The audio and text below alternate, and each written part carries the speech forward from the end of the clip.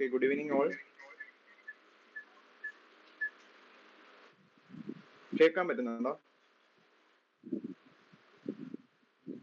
Am I audible? കേൾക്കാം. Okay. Screen കാണുന്നുണ്ടല്ലോ അല്ലേ? Okay okay. അപ്പൊ നമ്മൾ ഇന്ന് ഡിസ്കസ് ചെയ്യുന്നത് പ്രീവിയസ് ഇയർ ക്വസ്റ്റ്യൻ ആണ്. CTET 2019 ജൂലൈയുടെ ക്വസ്റ്റ്യൻ പേപ്പർ ആണ് നമ്മൾ ഡിസ്കസ് ചെയ്യുക. ഓക്കെ, അപ്പം കഴിഞ്ഞ ക്ലാസ്സിൽ 2018 ഡിസ്കസ് ചെയ്തിട്ടുണ്ടായിരുന്നു. അപ്പൊ നമ്മൾ കുറച്ച് പ്രീവിയസ് ഇയർ ക്വസ്റ്റ്യൻസ് ആയിരിക്കും ഈ വീക്കിൽ നമ്മൾ ഡിസ്കസ് ചെയ്യുന്നത്. ബിക്കോസ് ജനറൽ പേപ്പറിന്റെ നമ്മുടെ സിലബസ് ഓൾറെഡി കംപ്ലീറ്റ് ചെയ്തു. So these previous year question discussion sessions are very important than those classes. Because ഇതെന്ന് പറയുന്നത് നമ്മുടെ ഒരു ഡെമോയാണ്, അല്ലെങ്കിൽ നമുക്കൊരു മോക്ക് ടെസ്റ്റ് പോലെയാണ്. ഇങ്ങനെയുള്ള ക്വസ്റ്റ്യൻസ് സോൾവ് ചെയ്യുക എന്ന് പറയുന്നത് ഇനിയുള്ള നിങ്ങൾ അറ്റംപ്റ്റ് ചെയ്യുന്ന ക്വസ്റ്റ്യൻ പേപ്പേഴ്സിൽ എന്തായാലും previous year questions must sure ആയിട്ട് നിങ്ങൾക്ക് വരും. Okay, so these are very important. So don't skip these classes. അത് കാരണം ഇതെന്ന് പറയുന്നത് വെരി ഇമ്പോർട്ടൻ്റ് ആണ്. അതുകൊണ്ട് സ്കിപ്പ് ചെയ്യാതിരിക്കാൻ നിങ്ങൾ നോക്കുക.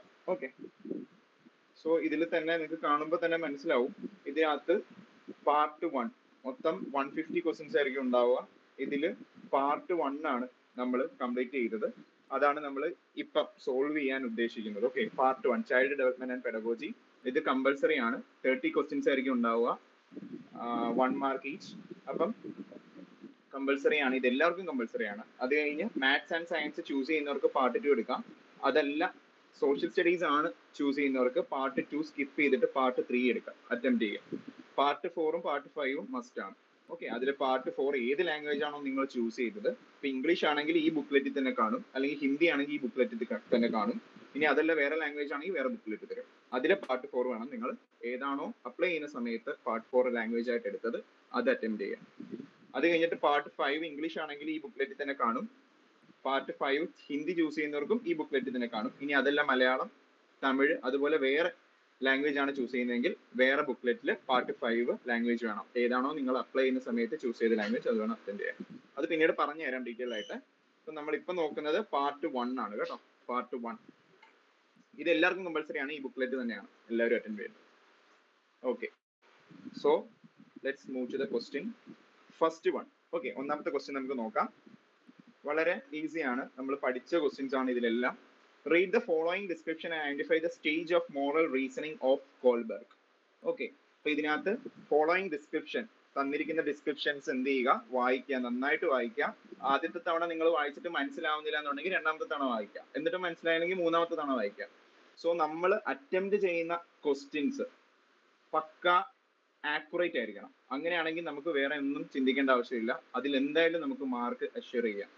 ഓക്കെ, ഒരു തവണ ക്വസ്റ്റ്യൻ വായിച്ചിട്ട് നമ്മൾ ബബിൾ കറപ്പിച്ചു കഴിഞ്ഞാൽ പിന്നെ നമുക്ക് അത് അൺഡു ചെയ്യാൻ പറ്റത്തില്ല. കമ്പ്യൂട്ടർ ബേസ്ഡ് എക്സാം അല്ല, അത് നിങ്ങളുടെ മനസ്സിൽ എന്തായാലും ഉണ്ടായിരിക്കണം.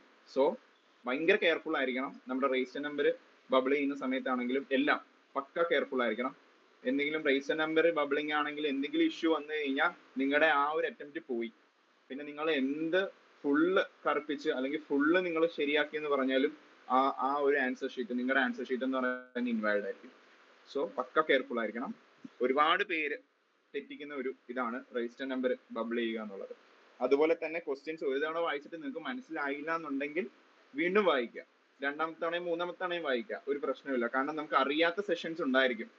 അത് നമ്മൾ അറ്റംപ്റ്റ് ചെയ്ത് സമയം കളയുന്നതിനേക്കാൾ നല്ലത് നമുക്ക് ഈ ജനറൽ പേപ്പർ എന്തായാലും നിങ്ങൾക്ക് ഷുവർ ആണ് 30ൽ 25നും 30ലും ഇടയ്ക്ക് എന്തായാലും നിങ്ങൾക്ക് കിട്ടിയിരിക്കും. അറിയാവുന്ന ക്വസ്റ്റ്യൻസ് ആയിരിക്കും വരിക. അതുകൊണ്ടാണ് ഞാൻ പറഞ്ഞത് പ്രീവിയസ് ഇയർ ക്വസ്റ്റ്യൻസിന്റെ സെഷൻസ് ഒന്നും നിങ്ങൾ സ്കിപ്പ് ചെയ്യാൻ പാടില്ല. അതിന് എന്തായാലും ക്വസ്റ്റ്യൻസ് വരും. ഓക്കെ, സോ നമുക്ക് ഫസ്റ്റ് ക്വസ്റ്റ്യൻ നോക്കാം. Read the following description and identify the stages of moral reasoning. കാരണം അപ്പം കോൾബർഗിന്റെ മോറൽ ഡെവലപ്മെന്റ് എന്ന് പറഞ്ഞൊരു തിയറി നമ്മൾ പഠിച്ചിട്ടുണ്ടായിരുന്നു. 3 പിയാഷെ, കോൾബർഗ്, വൈഗോട്സ്കി, അത് 3 പഠിച്ചിട്ടുണ്ടായിരുന്നു. അപ്പൊ അതിൽ കോൾബർഗ് ആണ് ഫസ്റ്റ് ക്വസ്റ്റ്യൻ വന്നിരിക്കുന്നത്. അതിന്റെ ഡിസ്ക്രിപ്ഷൻ എന്താണെന്ന് നമുക്ക് വായിക്കാം. Right action is defined by self chosen ethical principles. കണ്ടോ, നമ്മൾ സ്വന്തമായി ചൂസ് ചെയ്തിരിക്കുന്ന എത്തിക്കൽ പ്രിൻസിപ്പിൾസ്. അപ്പം എത്തിക്സുമായിട്ട് ബന്ധപ്പെട്ടതാണ്. എത്തിക്സുമായിട്ട് ബന്ധപ്പെട്ട റിയാലിറ്റി ഏതായിരുന്നു? മൂന്നാമത്തെ റിയാലിറ്റി, പോസ്റ്റ് കൺവെൻഷണൽ റിയാലിറ്റി അല്ലെ. പോസ്റ്റ് കൺവെൻഷണൽ ആ ഒരു റിയാലിറ്റി അല്ല, മൊറാലിറ്റി. ആ പോസ്റ്റ് കൺവെൻഷണൽ മൊറാലിറ്റിയുമായിട്ട് ബന്ധപ്പെട്ട ഒരു ചോദ്യമാണ് അപ്പൊ ഇവിടെ വന്നിരിക്കുന്നത്. അന്നേരേ മനസ്സിൽ ഓടി വരണം എത്തിക്കൽ. എത്തിക്സുമായിട്ട് ബന്ധപ്പെട്ടത് ഏറ്റവും last മൊറാലിറ്റിയാണ്. So right action is defined by self-chosen ethical principles of conscience that are valid for all humanity regardless of law and social agreement.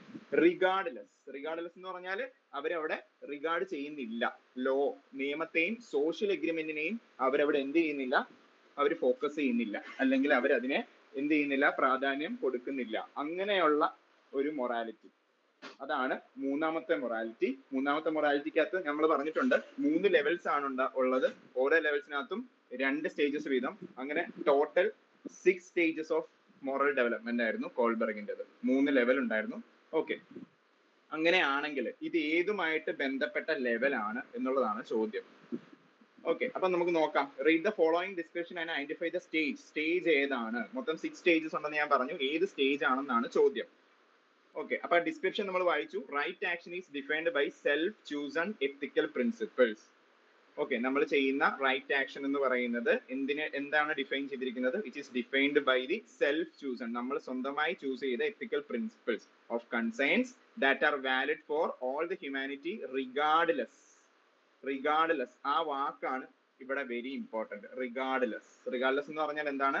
Regard ചെയ്യുന്നില്ല, അതിനെ എന്ത് ചെയ്യുന്നില്ല, ഫോക്കസ് ചെയ്യത്തില്ല. എന്തിനാ ചെയ്യുന്നില്ല? Of law and social agreement. Social എഗ്രിമെന്റിനെയും ലോയെയും focus ചെയ്യാത്ത സ്റ്റേജ് ഏതാണെന്നാണ് ചോദ്യം. ഓക്കെ, ഫസ്റ്റ് നോക്കിയേ, ദ ഇൻസ്ട്രുമെന്റൽ പർപ്പസ് ഓറിയന്റേഷൻ. ഇങ്ങനൊരു സ്റ്റേജ് നമ്മൾ പഠിച്ചിട്ടില്ല. ഓക്കെ, കോൾബർഗിനകത്ത് ഇൻസ്ട്രുമെന്റൽ പർപ്പസ് ഓറിയന്റേഷൻ എന്ന് പറഞ്ഞൊരു സ്റ്റേജ് നമ്മൾ പഠിച്ചിട്ടില്ല. സോഷ്യൽ കോൺട്രാക്ട് ഓറിയന്റേഷൻ ഇതുണ്ടായിരുന്നു. Social order maintaining orientation. Okay, അപ്പൊ ഇത് രണ്ടും ഏകദേശം ഒന്ന് തന്നെയാണ്. സോഷ്യൽ കോൺട്രാക്ട് ഓറിയന്റേഷനും സോഷ്യൽ ഓർഡർ മെയിൻറ്റെയിനിങ് ഓറിയന്റേഷനും ഒരേ ഇത് തന്നെയാണ്, ഒരേ സ്റ്റേജ് തന്നെയാണ്. Universal ethical principle orientation. Okay, അപ്പൊ ഇതിലെ ഏതോ, ഈ 3 ഏതോ ഒന്നാണ്. നമുക്ക് നോക്കാം. നമ്മൾ പഠിച്ച സമയത്ത് ലെവൽ 3 അല്ലെ, ലെവൽ 3ക്കകത്ത് social contract and individual right ഇതുണ്ടായിരുന്നു. Social contract and individual right നമ്മൾ പറഞ്ഞു. ലെവൽ 3 പോസ്റ്റ് കൺവെൻഷണൽ മൊറാലിറ്റിയാണ്. കാരണം എന്താ? എത്തിക്സുമായിട്ട് റിലേറ്റ് ചെയ്താ. അപ്പൊ നമ്മൾ ലെവൽ 3 നോക്കിയാൽ മതി. ലെവൽ 1ഉം ലെവൽ 2നും സ്റ്റേജസ് ആയിരിക്കത്തില്ല. ലെവൽ 3ലെ പോസ്റ്റ് കൺവെൻഷണൽ മൊറാലിറ്റി ആണ്. അതിൽ തന്നെ 2 സ്റ്റേജസ് ഉണ്ട്. ഇത് ഏത് സ്റ്റേജ് ആണെന്ന് വേണം നമ്മൾ കണ്ടുപിടിക്കാൻ. റിഗാർഡ്ലെസ് ഓഫ് ആ ഒരു വാക്കായിരുന്നു, regardless. Okay, regardless of the laws. ഇവിടെ നോക്കിയേ, they may advocate for the changes in laws that they see as unjust. കണ്ടോ? അതുപോലെ തന്നെ ഇവിടെ എന്ന് പറഞ്ഞാൽ എന്താണ്? ഇവിടെ എന്ന് പറയുന്നത് ലോസിനെ അവർ എന്ത് ചെയ്യുന്നുണ്ട്? അവര് ഒബേ ചെയ്യുന്നുണ്ട്. They obeys the laws. Okay, അപ്പൊ നോക്കിയേ, ഇവിടെ എന്ന് പറഞ്ഞാൽ they begin to question and evaluate societal norms and laws based on the principle of justice and individual rights എന്നാണ്. അതായത് അവർ എന്ത് ചെയ്യുന്നുണ്ട്? ക്വസ്റ്റ്യൻ ചെയ്യുന്നുണ്ട്. സൊസൈറ്റൽ നോംസിനെയും ലോസിനെയും അവർ എന്ത് ചെയ്യുന്നുണ്ട്? ക്വസ്റ്റ്യൻ ചെയ്യുന്നുണ്ട്, ഇവാലുവേറ്റും ചെയ്യുന്നുണ്ട് അല്ലെ. പക്ഷെ പറയുന്നില്ല റിഗാർഡ്ലെസ് ഓഫ്, അവർ അത് അനുസരിക്കുന്നില്ല എന്ന് അവർ പറയുന്നില്ല. അപ്പൊ അനുസരിക്കാത്തത് ഏതാണെന്നാണ് അവിടുത്തെ ചോദ്യം. ഇവിടെ അനുസരിക്കുന്നില്ല എന്ന് പറയുന്നില്ല, അതുകൊണ്ട് സോഷ്യൽ കോൺട്രാക്റ്റും ഇൻഡിവിജ്വൽ റൈറ്റും അല്ല. ഓക്കെ, ഇതല്ല. കാരണം എന്താ? ഇവരവിടെ അനുസരിക്കുന്നുണ്ട്. Regarding of the laws and social norms എന്നാണ് ഇവിടെ. ഓക്കെ, അപ്പൊ നമുക്ക് അടുത്തത് നോക്കാം. സ്റ്റേജ് 6 നോക്കാം. സ്റ്റേജ് 6നകത്ത് എന്തായിരുന്നു നമ്മൾ പറഞ്ഞത്? They act based on the internalized sense of justice guided by the principle of human rights. അപ്പൊ ഇതാണ് അവരെ ഹ്യൂമാനിറ്റി എന്നുകൊണ്ട് ഉദ്ദേശിച്ചത്. Human rights. ക്വസ്റ്റ്യനകത്ത് ഹ്യൂമാനിറ്റി എന്ന് പറഞ്ഞൊരു വാക്കുണ്ടായിരുന്നു. ഹ്യൂമൻ റൈറ്റ്, ഹ്യൂമാനിറ്റി ഒക്കെ ഇതിനകത്ത് വരുന്നതാണ്. Equality and respect for the human dignity. കണ്ടോ? ഇതൊക്കെ ഹ്യൂമാനിറ്റിയുമായിട്ട് ബന്ധപ്പെട്ട വാക്കാണ്. They are willing to disobey. കണ്ടോ? ഇറിഗാർഡിംഗ്, അവിടെ അവര് റിഗാർഡ്ലെസ് എന്ന് പറഞ്ഞൊരു വാക്ക് ഉപയോഗിച്ചിരുന്നു. That is disobeying the laws. They are willing to disobey the laws as they see as morally wrong ആണെന്ന് കരുതിയിട്ട് അവർ എന്ത് ചെയ്യുന്നു? ഡിസ്ഒബേ ചെയ്യുന്നു. അപ്പം ഇവിടുത്തെ ഇതിനകത്ത് regardless of law and social agreement എന്ന് പറയുന്നുണ്ട്, ഹ്യൂമാനിറ്റി എന്ന് പറയുന്നുണ്ട്, എത്തിക്കൽ പ്രിൻസിപ്പിൾ എന്ന് പറയുന്നുണ്ട്. ഈ 3 വാക്കും ഇതിനകത്ത് കാണുവാണെങ്കിൽ ഏതായിരിക്കും ആൻസർ? ഇതിൽ ഏത് ഓപ്ഷൻ ആയിരിക്കും ആൻസർ? ഒന്ന് കമന്റ് ചെയ്യോ. ഏത് ഓപ്ഷൻ ആയിരിക്കും ഇതിൽ answer? Yes, option 4. Very good. ഇതിൽ ആൻസർ എന്ന് പറയുന്നത് ഓപ്ഷൻ 4 ആണ്. അപ്പം 2ഉം 3ഉം അല്ല. നമ്മൾ ഒന്ന് നേരത്തെ തന്നെ നമ്മൾ മാറ്റി വെച്ചു. പിന്നെ ഉള്ളത് 3 ചാൻസ് ആയിരുന്നു. അതില് ഏറ്റവും ലാസ്റ്റത്തെയാണ് ആൻസർ. ഈ ക്വസ്റ്റിന് എന്തെങ്കിലും ഡൗട്ട് ഉണ്ടോ ആർക്കെങ്കിലും? ഉണ്ടെങ്കിൽ ഒന്ന് ഹാൻഡ് റൈസ് ചെയ്യൂ. അങ്ങനെയാണെങ്കിൽ ഇപ്പൊ തന്നെ നമുക്ക് സോൾവ് ചെയ്ത് പോവാം. എന്താണ് ഡൗട്ട് എന്നുള്ളത് നമ്മൾ ഓൾറെഡി ഡിസ്കസ് ചെയ്താണ്, ഡിസ്കസ് ചെയ്യാത്തതൊന്നുമല്ല. അപ്പൊ നമ്മുടെ നോട്ട് പഠിച്ചു കഴിഞ്ഞാൽ എന്തായാലും അതിൽ നിന്ന് ക്വസ്റ്റ്യൻസ് വരും. ഓക്കെ അല്ലേ? ഓക്കെ, അങ്ങനെയാണെങ്കിൽ അടുത്ത ക്വസ്റ്റ്യനിലേക്ക് പോവാം. ശരി, അടുത്ത് നോക്കി. One of the major accomplishments of concrete operational stage ആരുടെ തിയറി ആയിരുന്നു? ജീൻ പിയാഷെ. അപ്പൊ ഞാൻ ആ ഒരു ലെക്ചർ പഠിപ്പിച്ചപ്പോഴേ പറഞ്ഞു this is very very important lecture ആണ്. ഇപ്പൊ അടുത്തത് ജീൻ പിയാഷെ വന്നു, രണ്ടാമത്തെ ക്വസ്റ്റ്യൻ ജീൻ പിയാഷയുടെ ആണ്. അപ്പൊ അതിനകത്ത് കോൺക്രീറ്റ് ഓപ്പറേഷണൽ സ്റ്റേജിൽ വരുന്ന അക്കംപ്ലിഷ്മെന്റ്, അതിൽ വരുന്ന കാര്യം എന്താണ്, മേജർ ആയിട്ടുള്ള ഇവന്റ് എന്താണെന്നാണ് ചോദ്യം. കോൺക്രീറ്റ് ആണ്, ആനിമിസ്റ്റിക് തിങ്കിങ് ആണോ, എബിലിറ്റി ടു കൺസർവ് ആണോ, ഹൈപ്പോത്തറ്റിക് ഡിഡക്റ്റീവ് റീസണിങ് ആണോ, സെക്കൻഡറി സർക്കുലർ റിയാക്ഷൻ ആണോ എന്നുള്ളതാണ് ചോദ്യം. എത്ര സ്റ്റേജസ് ഉണ്ട് പിയാഷയുടെ തിയറിയിൽ? 4 സ്റ്റേജസ് ആണ് അല്ലെ? ഏതൊക്കെയായിരുന്നു? Sensory motor stage, pre operational stage, concrete operational stage, formal operational stage അല്ലെ? അതിനകത്ത് സെൻസറി മോട്ടോർ സ്റ്റേജിനകത്തായിരുന്നു ആനിമിസ്റ്റിക് തിങ്കിങ് വന്നത്. Sensory motor stage. Okay, ability to conserve ഇത് വരുന്നത് എവിടെയാണ്? കൺസർവ് ഞാൻ പറഞ്ഞിട്ടുണ്ട്, കോൺക്രീറ്റിന്റെ കോൺ ഇതിനകത്തുണ്ട്. ആര്? കൺസർവേഷന്റെ കോൺ. Conservation and reversibility very very important ആണ്. കൺസർവേഷൻ ആൻഡ് റിവേഴ്സിബിലിറ്റി അത് എവിടെ വരുന്നതാണ്? കോൺക്രീറ്റ് ഓപ്പറേഷണൽ സ്റ്റേജിൽ വരുന്നതാണ് കൺസർവേഷൻ ആൻഡ് റിവേഴ്സിബിലിറ്റി. അപ്പൊ ഇവിടുത്തെ ആൻസർ എന്താണ്? 2. രണ്ടാമത്തതാണ് കോൺക്രീറ്റ് ഓപ്പറേഷണൽ സ്റ്റേജിന്റെ അതിൽ വരുന്ന അക്കംപ്ലിഷ്മെന്റ് എന്ന് പറയുന്നത് ഏതാണ്? Ability to conserve. കൺസർവ് എന്ന് വന്നാലും റിവേഴ്സിബിലിറ്റി എന്ന് വന്നാലും ഇതിന്റെ ആൻസർ എന്തായിരിക്കും? കോൺക്രീറ്റ് ഓപ്പറേഷണൽ സ്റ്റേജ് ആയിരിക്കും.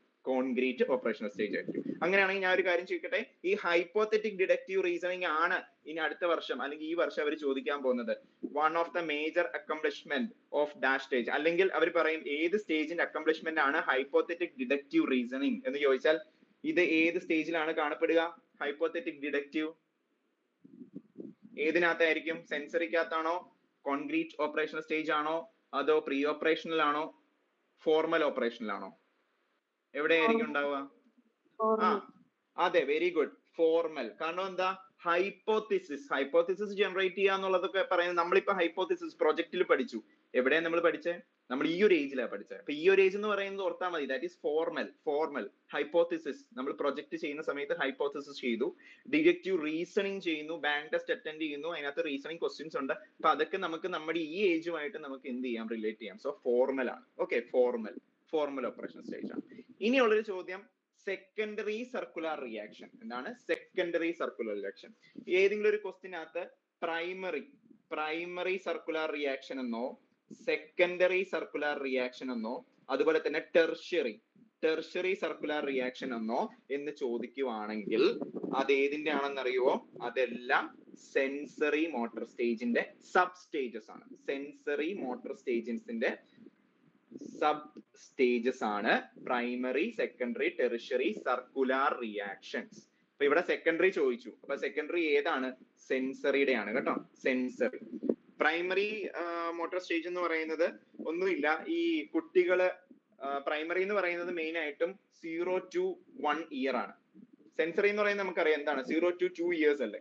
2 ഇയേഴ്സ് അല്ലേ? സോ 0 to 1 മന്തിനാണ് പ്രൈമറി സർക്കുലർ റിയാക്ഷൻ എന്ന് പറയുന്നത്. അവിടെയാണ് ഈ തം സക്കിങ് ഇല്ലേ? തം സക്കിങ് എന്ന് പറയുന്നത് കുട്ടികള് കൈയുടെ ഈ വിരല് വായിൽ എപ്പോഴും വെച്ചോണ്ടിരിക്കുക എന്നൊക്കെ പറയുന്ന ആ ഒരു ഏജ് എന്നൊക്കെ പറയുന്നതാണ് പ്രൈമറി സർക്കുലർ റിയാക്ഷൻ. അവിടെ കുട്ടി എപ്പോഴും ഫോക്കസ് ചെയ്യുന്നത് അവന്റെ ബോഡി ആക്ഷൻ ആയിരിക്കും. Body action. The infants focus on their own body actions and they find pleasure on dum.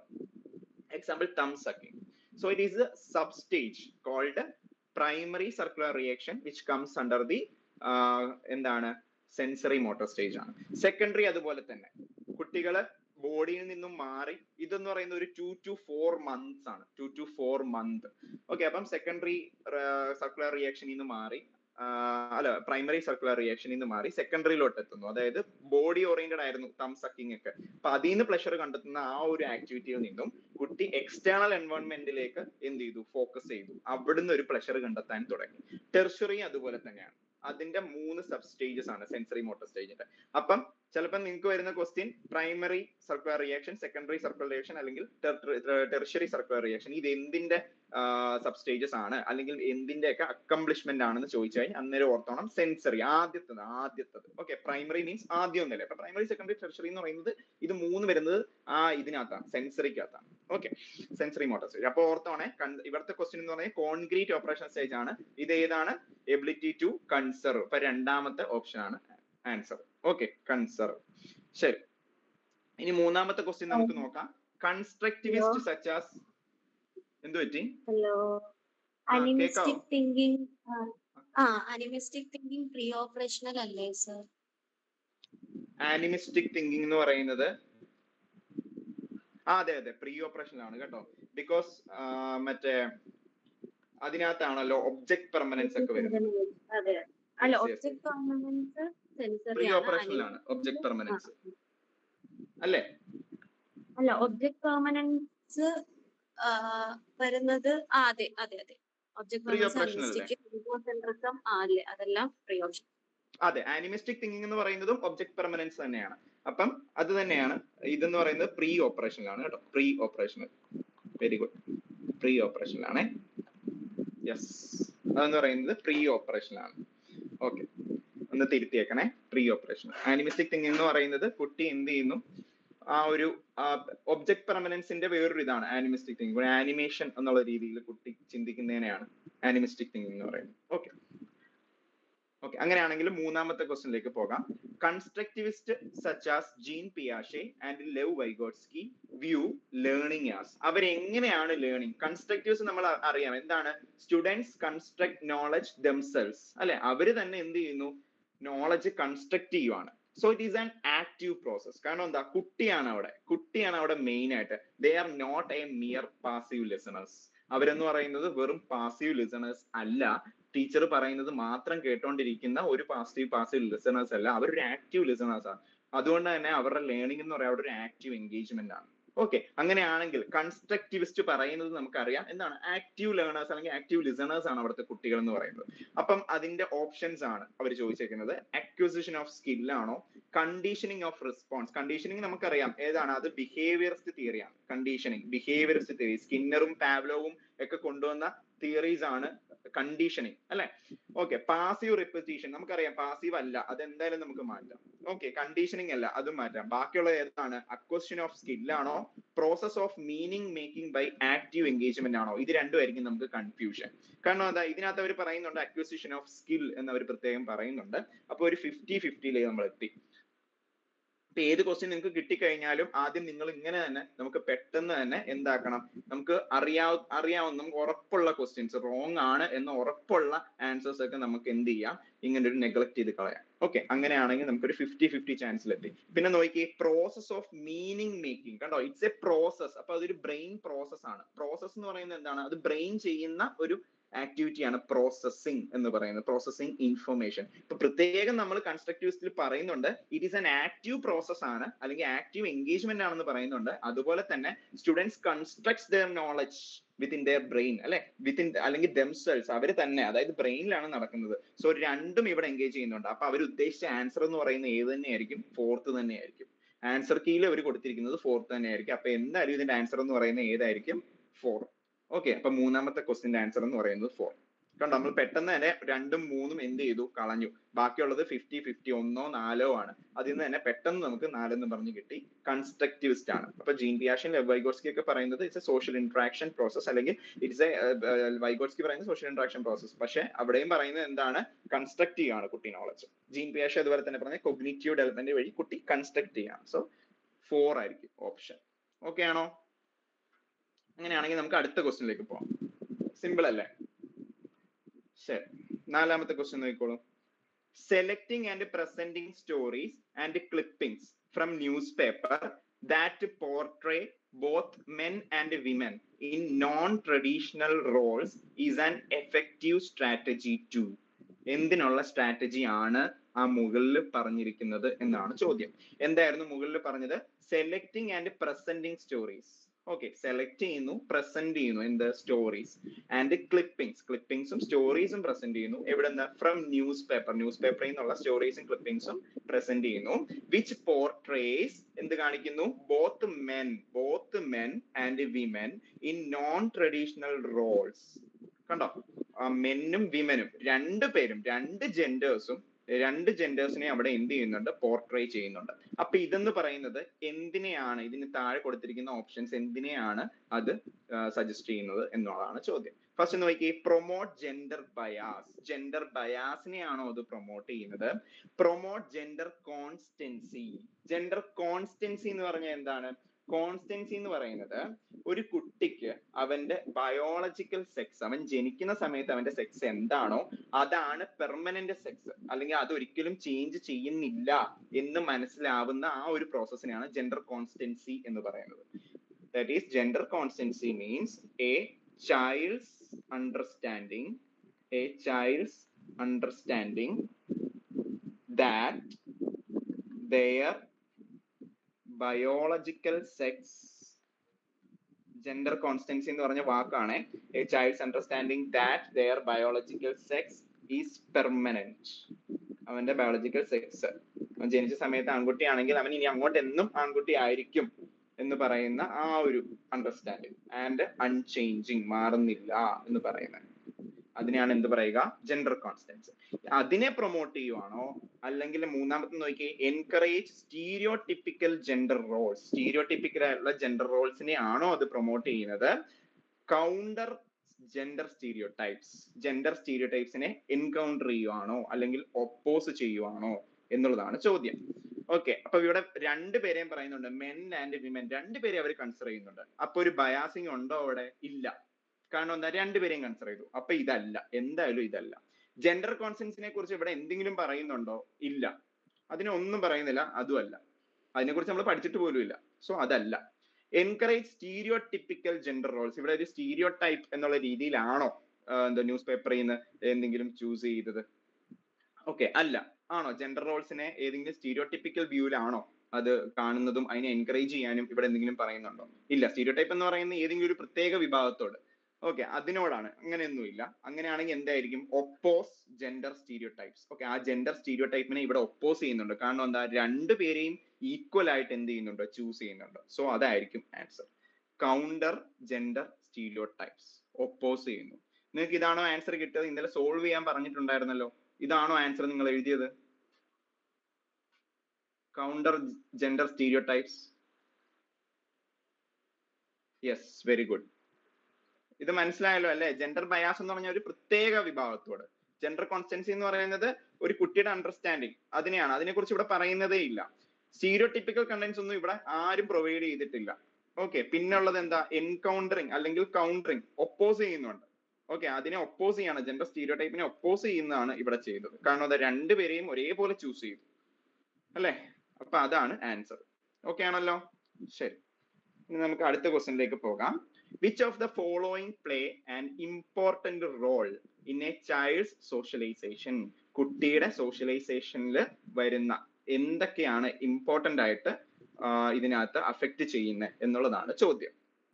നമുക്ക് നോക്കാം ഏതൊക്കെയാണെന്ന്. മീഡിയ ആണോ, സ്കൂൾ ആണോ, ഫാമിലി ആണോ, നെയ്ബർഹുഡ് ആണോ എന്നുള്ളതാണ് ചോദ്യം. നമുക്കറിയാം സോഷ്യൽ ആണ്. സോഷ്യൽ എന്ന് പറയുമ്പോൾ എന്താണ്? സോഷ്യൽ എന്ന് പറയുന്നത് എന്താണ്? ഒരു ഗ്രൂപ്പ് അല്ലെങ്കിൽ കുട്ടിയെ, നമുക്കറിയാം മനുഷ്യൻ എന്ന് പറയുന്നത് സോഷ്യൽ ബീയിങ് ആണ് അല്ലെ? അപ്പൊ അയാളെ സോഷ്യൽ ബീയിങ് ആക്കുന്ന ഫാക്ടർ എന്തൊക്കെയാണ് എന്നുള്ളത് നോക്കിയാൽ മതി. ഫാമിലി, എന്തായാലും നമുക്കറിയാം ഫാമിലി. ഓക്കെ, അതെന്ന് പറയുന്നത് എന്തായാലും അയാളെ ഒരു സോഷ്യൽ ബീയിങ് ആക്കുന്നതിന് വളരെ അധികം, ഒരു കുട്ടി ജനിക്കുമ്പോൾ മുതൽ അയാളെ സോഷ്യൽ ആ ഒരു എൻവയോൺമെന്റിൽ കൊണ്ടുവരുന്ന ഒരു ഇമ്പോർട്ടന്റ് റോള് ആർക്കുണ്ട്? ഫാമിലിക്കുണ്ട്. സ്കൂളിന് എന്തായാലും ഉണ്ട്. അപ്പൊ ഇത് രണ്ടും ആണെന്ന് നമുക്ക് എന്തായാലും അറിയാം. ഇപ്പം 2ഉം 3ഉം. പിന്നുള്ള സംശയം മീഡിയയും നെയ്ബർഹുഡും ആണ്. പിന്നുള്ള സംശയം ഫാമിലിയും സ്കൂളും ഉണ്ടെന്ന് എന്തായാലും നമുക്കറിയാം. അപ്പം 2ഉം 3ഉം എന്തായാലും ഓപ്ഷനിൽ വരണം. ഓക്കെ, അപ്പൊ നോക്കി, ഇവിടെ 3 ഉണ്ട്, 2 ഇല്ല. അപ്പൊ ഇതല്ല. ഇപ്പൊ 1 നമ്മൾ പിന്നെ നോക്കേണ്ട ആവശ്യമേ ഇല്ല. 2ഉം 3ഉം ഇവിടെ ഉണ്ട്. കണ്ടോ? ഇവിടെ 2 ഇല്ല, 3 ഉണ്ട്. അപ്പൊ ഇതല്ല. പിന്നുള്ളത് വേണ്ട ഇതാണ്. അപ്പം 2ഓ 4ഓ ആയിരിക്കും. അപ്പോഴും നമുക്കൊരു 50-50 ആണ്. പിന്നെ നമുക്ക് നോക്കണം എന്താണ്? സോഷ്യലൈസേഷൻ ആണ് അല്ലെ? സോഷ്യലൈസേഷൻ. മീഡിയക്ക് നമ്മളെ സോഷ്യലൈസ് ചെയ്യാൻ എന്തെങ്കിലും റോൾ ഉണ്ടോ? ഉണ്ട്. അതുകൊണ്ടല്ലേ സോഷ്യൽ മീഡിയാസ് അല്ലെ? സോഷ്യൽ മീഡിയാസ് ഉള്ളതുകൊണ്ടല്ലേ നമ്മൾ പരസ്പരം അങ്ങോട്ടും ഇങ്ങോട്ടും കണക്ട് ചെയ്യുന്നത്. ഇന്നത്തെ ക്ലാസ് ഞാൻ നിങ്ങൾക്ക് ലിങ്ക് ഇട്ട് തന്നത്, നിങ്ങൾ അതുകൊണ്ട് ക്ലാസ്സിൽ കയറിയത്, ഇതെല്ലാം സോഷ്യൽ മീഡിയാസ് ഉള്ളതുകൊണ്ടാണ്. It's a process of socialization. നെയ്ബർഹുഡും ഡെഫിനറ്റ്ലി ഉണ്ട്. കാരണം എന്താ? സൊസൈറ്റി എന്ന് പറയുന്നത് it consisting of neighbours. Neighbourhood, ആ കൾച്ചർ എന്നൊക്കെ പറയുന്നത് എന്താണ്? ഇറ്റ്സ് എ സോഷ്യൽ പ്രോസസ് അല്ലെ. നെയ്ബർഹുഡ്സ് അതൊക്കെയാണെന്ന് പറയുന്നത് സോഷ്യലി നമ്മളെ ഒരു സോഷ്യലൈസേഷനിലേക്ക് കൊണ്ടുവരുന്ന ഒരു ഫാക്ടറാണ്. സോ അപ്പൊ ഏതായിരിക്കും answer? This is option number 4, നാലാമത്തെ ആയിരിക്കും ആൻസർ. ഓക്കെ ആണോ? ശരി, അങ്ങനെയാണെങ്കിൽ നമുക്ക് ആറാമത്തെ ക്വസ്റ്റ്യനിലേക്ക് പോകാം. As per Howard Gardner's theory of multiple intelligence, നമ്മൾ പഠിച്ചു അല്ലെ, Gardner's theory of multiple intelligence. Okay, how would the intelligence of a person with the following characteristics be categorised? എങ്ങനെയാണ് ഈ താഴെ തന്നിരിക്കുന്ന ക്യാരക്ടറിസ്റ്റിക്സ് വെച്ചിട്ട് ഒരു പേഴ്സന്റെ ഇന്റലിജൻസിനെ അവര് എങ്ങനെയാണ് ഡിഫൈൻ ചെയ്തിരിക്കുന്നത് എന്നുള്ളതാണ്. ക്യാരക്ടറിസ്റ്റിക്സ് പറയാം എന്താണെന്ന്. Ability to detect and respond appropriately to the moods, temperaments, motivations and intentions of others. സ്വന്തം മോട്ടിവേഷനോ സ്വന്തം മൂഡോ അതുപോലെ തന്നെ സ്വന്തം ടെമ്പറമെന്റോ ഒന്നുമല്ല അവൻ ഡിറ്റക്ട് ചെയ്തതും റെസ്പോണ്ട് ചെയ്തതും മറ്റുള്ള ആളിന്റെയാണ്. അങ്ങനെയാണെങ്കിൽ ഇതിൽ ഏതായിരിക്കും? നേച്ചറലിസ്റ്റിക് ആണോ, ഇൻട്രാ പേഴ്സണൽ ആണോ, ഇന്റർ പേഴ്സണൽ ആണോ, തെറാപ്യൂട്ടിക് ആണോ? ഏതായിരിക്കും ആൻസർ? ഒന്ന് റെസ്പോണ്ട് ചെയ്തേ. ഒരാള് പറഞ്ഞു 3 എന്ന്, ബാക്കിയുള്ളവർ എന്താ പറയുക? അതേഴ്സ് ആണ്, മറ്റുള്ള ആളിന്റെ ആണ്. Yes, interpersonal. Very good. അപ്പൊ ഏതായിരിക്കും ആൻസർ? ഇന്റർപേഴ്സണൽ. ഇൻട്രാ എന്ന് പറഞ്ഞാൽ എന്താ? നമ്മുടെയാണ്, ഉള്ളില്. ഇൻട്രാ സ്റ്റേറ്റ്, നിങ്ങൾ ബസ്സിന്റെ കാര്യം ഓർത്താൽ മതി. KSRTC ബസ്, അതിന്റെ ഫ്രണ്ടിൽ തന്നെ എഴുതി വെച്ചിട്ടുണ്ട് ഇന്റർ സ്റ്റേറ്റ് എന്ന് എഴുതിയിട്ടുണ്ട്, ഇൻട്രാ സ്റ്റേറ്റ് എന്ന് എഴുതിയിട്ടുണ്ട്. ഇന്റർ സ്റ്റേറ്റ് എന്താ? നമ്മുടെ സ്റ്റേറ്റിന് വെളിയിൽ പോകുന്നതാ. തമിഴ്നാട്, ഇതുപോലെ തന്നെ കർണാടക, അങ്ങനെയൊക്കെ പോകുന്നതാണ്. സോ മറ്റുള്ള ആളിന്റെ, മറ്റുള്ള സ്റ്റേറ്റിന്റെ, അതുപോലെ തന്നെ നമ്മുടെ തൊട്ടപ്പുറത്തുള്ള ആളിന്റെ അവരുടെ മൂഡ്സും മോട്ടിവേഷൻസും ഒക്കെ നമുക്ക് മനസ്സിലാവണമെങ്കിൽ ഇന്റർപേഴ്സണൽ പേഴ്സൺസ് ആണ്. നമ്മുടെ അവിടെ ഇന്റർ സ്റ്റേറ്റ് ആണ്, ഇവിടെ ഇന്റർ പേഴ്സൺസ് ആണ്. ഇൻട്രാ പേഴ്സണൽ, ഇൻട്രാ സ്റ്റേറ്റ് എന്ന് പറഞ്ഞാൽ സ്റ്റേറ്റിനുള്ളിൽ തന്നെ കയറി ഓടുന്നു. നമ്മൾ ഇവിടുന്ന് കൊച്ചിയിലേക്ക് പോകുന്നു, അല്ലെങ്കിൽ തിരുവനന്തപുരത്തേക്ക് പോകുന്നു, അങ്ങനെ പോകുന്നത് ഇതാണ് ഇൻട്രാ സ്റ്റേറ്റ് അല്ലെങ്കിൽ ഇൻട്രാ പേഴ്സണൽ എന്ന് പറയുന്നത്. അതല്ല, ഇവിടെ അതേഴ്സ് ആണ്. So Inter personal. Okay, next one. Which of the following should be the reason for assessment of children? Assessment of children. Okay, അപ്പം കുട്ടികളുടെ അസസ്മെന്റ്, അതിന്റെ റീസൺസ്, ഇവിടുത്തെ ഏതൊക്കെയാണ് റീസൺസ് എന്നാണ് ചോദിക്കുന്നത്. ഒന്ന്, കുട്ടികളിൽ നമ്മൾ അസസ്മെന്റ് നടത്തും, അതിന്റെ റീസൺസ് എന്തൊക്കെയാണ്? To separate and label children into non-achievers, low achievers, average and high achievers.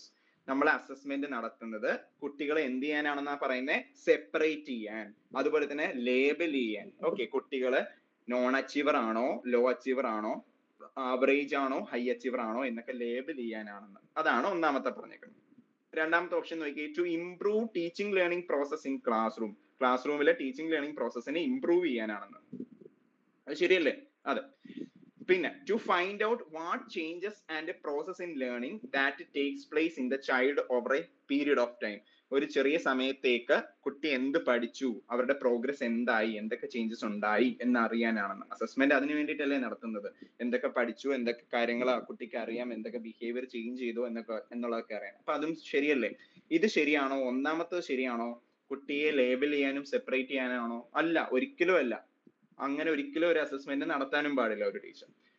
അടുത്തത് നോക്കി, നാലാമത്തത്, to discuss the capabilities, potential, strength and challenging areas of the child with the parents. Yes, very good. അതെന്ന് പറയുന്നത് എന്താണ്? കുട്ടിയെ നമുക്ക് improve ചെയ്യിക്കുന്ന ഒരു ഫാക്ടറാണ് അല്ലെ. പേരൻസുമായിട്ട് അവൻ എന്തൊക്കെ പ്രശ്നങ്ങളാണുള്ളത്, എന്തൊക്കെ സ്ട്രെങ്ത് ആണുള്ളത്, എന്തൊക്കെ പൊട്ടൻഷ്യൽ, അതൊക്കെ അവരുമായിട്ട് ഡിസ്കസ് ചെയ്യാനും അതിന് എന്തെങ്കിലും പ്രശ്നങ്ങൾ ഉണ്ടെങ്കിൽ അത് ഇംപ്രൂവ് ചെയ്യാനും. അപ്പൊ ഏതായിരിക്കും answer? 2, 3 and 4. This is very apt answer. ഇതാണ് ഏറ്റവും ആപ്റ്റ് ആയിട്ടുള്ള ആൻസർ. Okay, 2, 3 and 4. ഓക്കെ, അടുത്ത ക്വസ്റ്റ്യൻ നോക്കാം. Which of the following is central to the concept of progressive education? Progressive educationന്റെ സെൻട്രൽ ആയിട്ടുള്ള കൺസെപ്റ്റ്, അത് എന്ത് ഐഡിയ അല്ലെങ്കിൽ എന്ത് ഫോക്കസ് ആണ് തരുന്നത് എന്നുള്ളതാണ്. എന്താണ് പ്രോഗ്രസീവ് എഡ്യൂക്കേഷൻ? നമ്മൾ നേരത്തെ പറഞ്ഞിട്ടുണ്ട്. It is an approach emphasizes, എന്തിനെയൊക്കെ എംഫസൈസ് ചെയ്യുന്നുണ്ട്? Hands on learning, experiential learning, പിന്നെ the development of the whole child, അതിനെയൊക്കെ എംഫസൈസ് ചെയ്യുന്ന ഒരു ബ്രാഞ്ച് അല്ലെങ്കിൽ ഒരു അപ്രോച്ച് ആണ് എന്ത്? Progressive education. എന്തിനെയൊക്കെയാണ്? Hands on learning, experiential learning, development of the whole child. അപ്പൊ അതിന്റെ എയിം എന്ന് പറയുന്നത് എന്താണ്?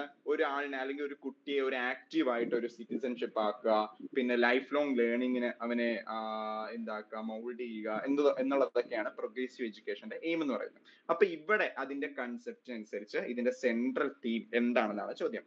ടെക്സ്റ്റ് ബുക്ക് സെൻട്രിക് ലേണിംഗ് ആണോ? ടെക്സ്റ്റ് ബുക്ക് സെൻട്രിക് ആണോ? അല്ല, ഒരിക്കലും അല്ല. അടുത്തത് നോക്കിയേ, belief in the capability and potential of every child. അതാവാം അല്ലെ, കുട്ടികളുടെ കാപ്പബിലിറ്റിയും പൊട്ടൻഷ്യലും അതിനൊരു വിശ്വാസം കൽപ്പിക്കാം.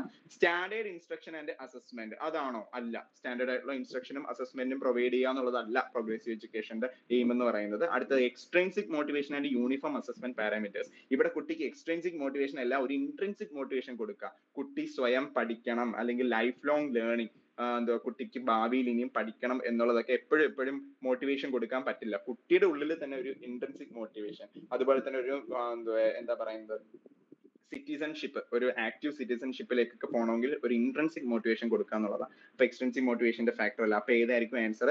Belief in the capability and potential of every child. എല്ലാ കുട്ടികളുടെയും കാപ്പബിലിറ്റിയും പൊട്ടൻഷ്യലും വിശ്വാസം വരിക എന്നുള്ളതാണ്. അതാണ് പ്രോഗ്രസീവ് എഡ്യൂക്കേഷന്റെ എയിം എന്ന് പറയുന്നത്. മനസ്സിലായല്ലോ? ശരി, അടുത്തത്. എന്തെങ്കിലും സംശയം ഉണ്ടെങ്കിൽ നിങ്ങൾക്ക് അൺമ്യൂട്ട് ചെയ്തിട്ട് ചോദിക്കാം കേട്ടോ. ശരി, അടുത്ത നോക്കിയേ.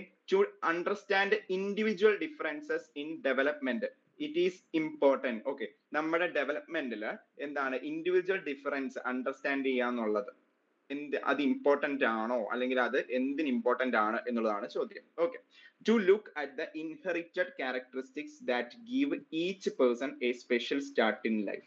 ഓക്കെ, അപ്പൊ ഇവിടെ നോക്കിയേ, ഇൻഡിവിജ്വൽ ഡിഫറൻസും ഡെവലപ്മെന്റും, ഓക്കെ, അത് തമ്മിലുള്ള ഒരു റിലേഷൻ ആണ് അവർ ചോദിക്കുന്നത്. ടു ലുക്ക് അറ്റ് ദ എൻവയോൺമെന്റൽ factors that affect the individuals. കണ്ടോ, ഇവിടെ നോക്കിയേ, എൻവയോൺമെന്റൽ ഫാക്ടേഴ്സിനെയാണ്. അപ്പം ഡെവലപ്മെന്റിനകത്ത് എൻവയോൺമെന്റൽ ഫാക്ടേഴ്സിനെ മാത്രം നോക്കാനാണ് ഇവർ പറയുന്നത്. ഇവിടെ ഒന്നാമത്തേനകത്ത് പറയുന്നത് to look at the inherited characteristics, അതായത് ഹെറിഡിറ്ററിയെ മാത്രം നോക്കുക എന്നുള്ളതാണ്. ഹെറിഡിറ്ററി നമ്മൾ എന്തായിരുന്നു പറഞ്ഞത്? നേച്ചർ എന്നായിരുന്നോ നർച്ചർ എന്നായിരുന്നോ പറഞ്ഞത്? നേച്ചർ ആണോ നർച്ചർ ആണോ? ഹെറിഡിറ്ററി എന്തായിരുന്നു പറഞ്ഞത്? നേച്ചർ ആണോ നർച്ചർ ആണോ?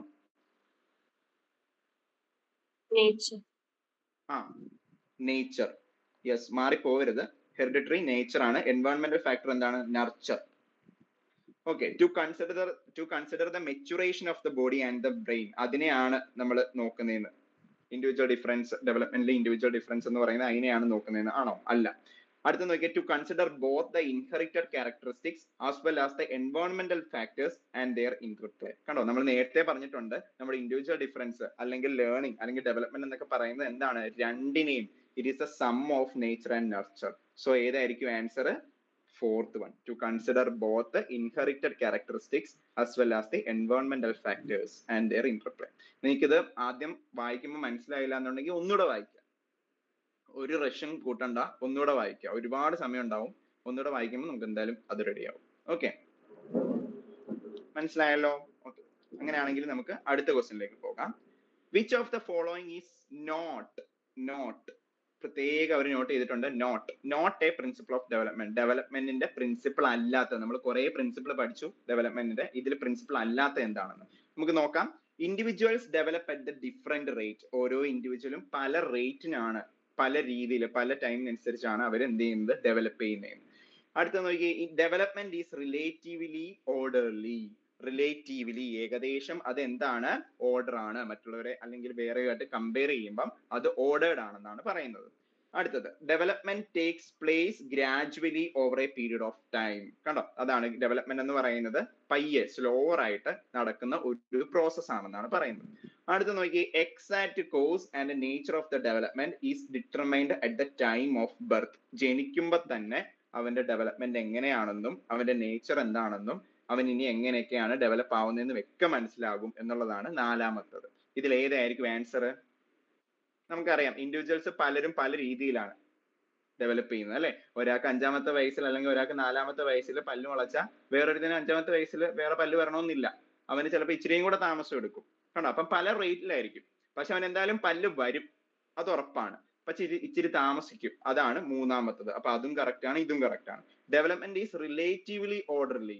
ആദ്യം പല്ലാണ് വരുന്നത്, അല്ലാതെ ആദ്യമേ നമുക്ക് വേറെ ഇതുപോലെ ഓർഡർ സീക്വൻസ് മാറിയിട്ടുള്ള കാര്യങ്ങളൊന്നും അല്ല നമുക്ക് വരുന്നത്. ആദ്യം പല്ല് വരുന്ന സമയമാണെങ്കിൽ ആദ്യം പല്ല് തന്നെ വരും. So it is an orderly process. അപ്പൊ പിന്നെ എന്തായിരിക്കും, നമുക്ക് ജനിക്കുമ്പോ തന്നെ ഇതിന്റെ നേച്ചർ എന്താണ്, അവന് എന്തുവാ ഇത്രയും പല്ലും ഇത്രയും 5 വയസ്സാവുമ്പോൾ 4 പല്ല് വരും എന്നൊന്നും നമുക്ക് ഒരിക്കലും പറയാൻ പറ്റത്തില്ല ബർത്തിന്റെ സമയത്ത്. So that is not a principle. അപ്പൊ ഇതാണ് ഇതിന്റെ answer, not a principle. Okay, അപ്പൊ 10ാമത്തെ ആൻസർ ഡി ആണ്. നോട്ട് എ പ്രിൻസിപ്പിൾ എന്ന് പറയുന്നത് എന്താണ്, exact cause and nature of development is determined at the time of birth itself. നമുക്ക് ഒരിക്കലും അത് സാധിക്കില്ല. അതാണ് അതിന്റെ answer.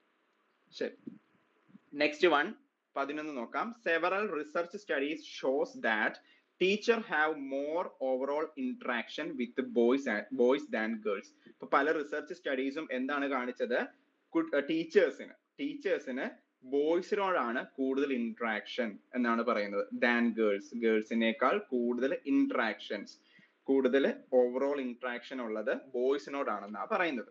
What is the correct explanation for this? ഇതിനുള്ള കറക്റ്റ് എക്സ്പ്ലനേഷൻ എന്താണ് എന്നുള്ളതാണ് ചോദ്യം. ഓക്കെ, അപ്പൊ നമ്മൾ എപ്പോഴും വിചാരിക്കുക ഇതുപോലുള്ള ക്വസ്റ്റ്യൻസ് വരുമ്പം ഒന്നെങ്കിൽ അവിടെ ജെൻഡർ ബയാസിങ് നടക്കുന്നുണ്ട്, അല്ലെങ്കിൽ ജെൻഡർ സ്റ്റീരിയോ ടൈപ്സ് നടക്കുന്നുണ്ട്. ഒരു ടീച്ചർ എന്നുള്ള നിലയ്ക്ക് ഒരു ടീച്ചറിന്റെ എലിജിബിലിറ്റി ടെസ്റ്റ് ആണ് നമ്മൾ അറ്റൻഡ് ചെയ്യുന്നത്. സോ നമ്മൾ ഒരിക്കലും ബയാസിങ് ഒരു ക്വസ്റ്റ്യനിൽ നമ്മൾ പ്രകടമാക്കരുത്. ഓക്കെ, നമ്മൾ ഒരിക്കലും കാണിക്കരുത്. അതുപോലെ തന്നെ സ്റ്റീരിയോ ടൈപ്പിക് ആയിട്ടുള്ള ഒരു ആൻസേഴ്സ് ആയിരിക്കില്ല നമ്മുടെ കയ്യിൽ നിന്ന് അവർ ഉദ്ദേശിക്കുന്നത്. സോ അങ്ങനെയുള്ള ക്വസ്റ്റ്യൻസ് എന്തായാലും വരും. അപ്പൊ അത് ലോജിക്കലി നമ്മൾ എന്ത് ചെയ്യണം, ആൻസർ ചെയ്യണം. ഇപ്പം ഓപ്ഷൻസ് നോക്കിയേ. Boys have much more academic capability than girls ഉള്ളതാണോ? അല്ല, നമുക്കറിയാം ബോയ്സിനും ഗേൾസിനും ഒരേ രീതിയിലുള്ള അക്കാഡമിക് കാപ്പബിലിറ്റീസ് ആണ്. ഓക്കെ, അടുത്ത നോക്കിയേ. Boys need more attention than girls. വേണോ? ബോയ്സിന് കൂടുതൽ അറ്റൻഷൻ വേണോ? വേണ്ട. അപ്പൊ അതും ആയിരിക്കത്തില്ല.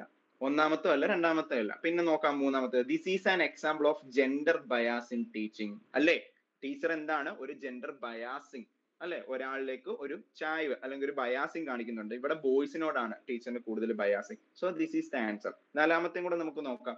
Boys are easier to manage than girls in the classroom. അങ്ങനെയൊക്കെ നമുക്ക് പറയാൻ പറ്റുമോ? ഒരിക്കലും ഇല്ല.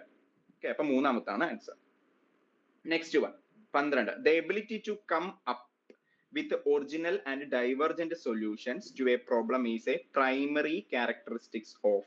എന്താണ്, നമുക്ക് ഒറിജിനൽ ആയിട്ടുള്ള നോവൽ ആയിട്ടുള്ള ഐഡിയാസ്, ഒറിജിനൽ ആയിട്ടുള്ള solutions, divergent solutions. Okay, divergent നമ്മൾ പറഞ്ഞിട്ടുണ്ട്. Divergent solution to a problem, ഒരു പ്രോബ്ലത്തിലേക്ക് ഒരു ഡൈവർജന്റ് സൊല്യൂഷൻ, ഒറിജിനൽ സൊല്യൂഷൻ.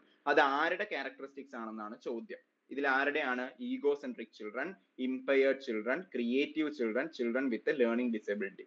ആരുടെ ആയിരിക്കും? ക്രിയേറ്റീവ്. ഏതാണ്? Creative.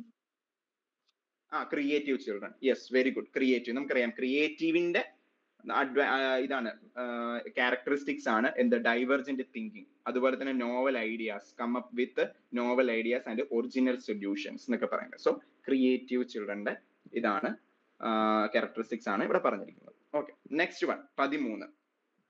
What instructional adaptations should A teacher make while working with students who are visually challenged? Okay, visually challenged ആയിട്ടുള്ള, അല്ലെ, കാണാൻ പ്രയാസമുള്ള കുട്ടികൾക്ക് എന്ത് സൊല്യൂഷൻസ്, എന്ത് അഡാപ്റ്റേഷൻസ് ഒക്കെ ചേഞ്ചസ് ആണ് ഒരു ടീച്ചറിന് ചെയ്യാൻ പറ്റുന്നത്?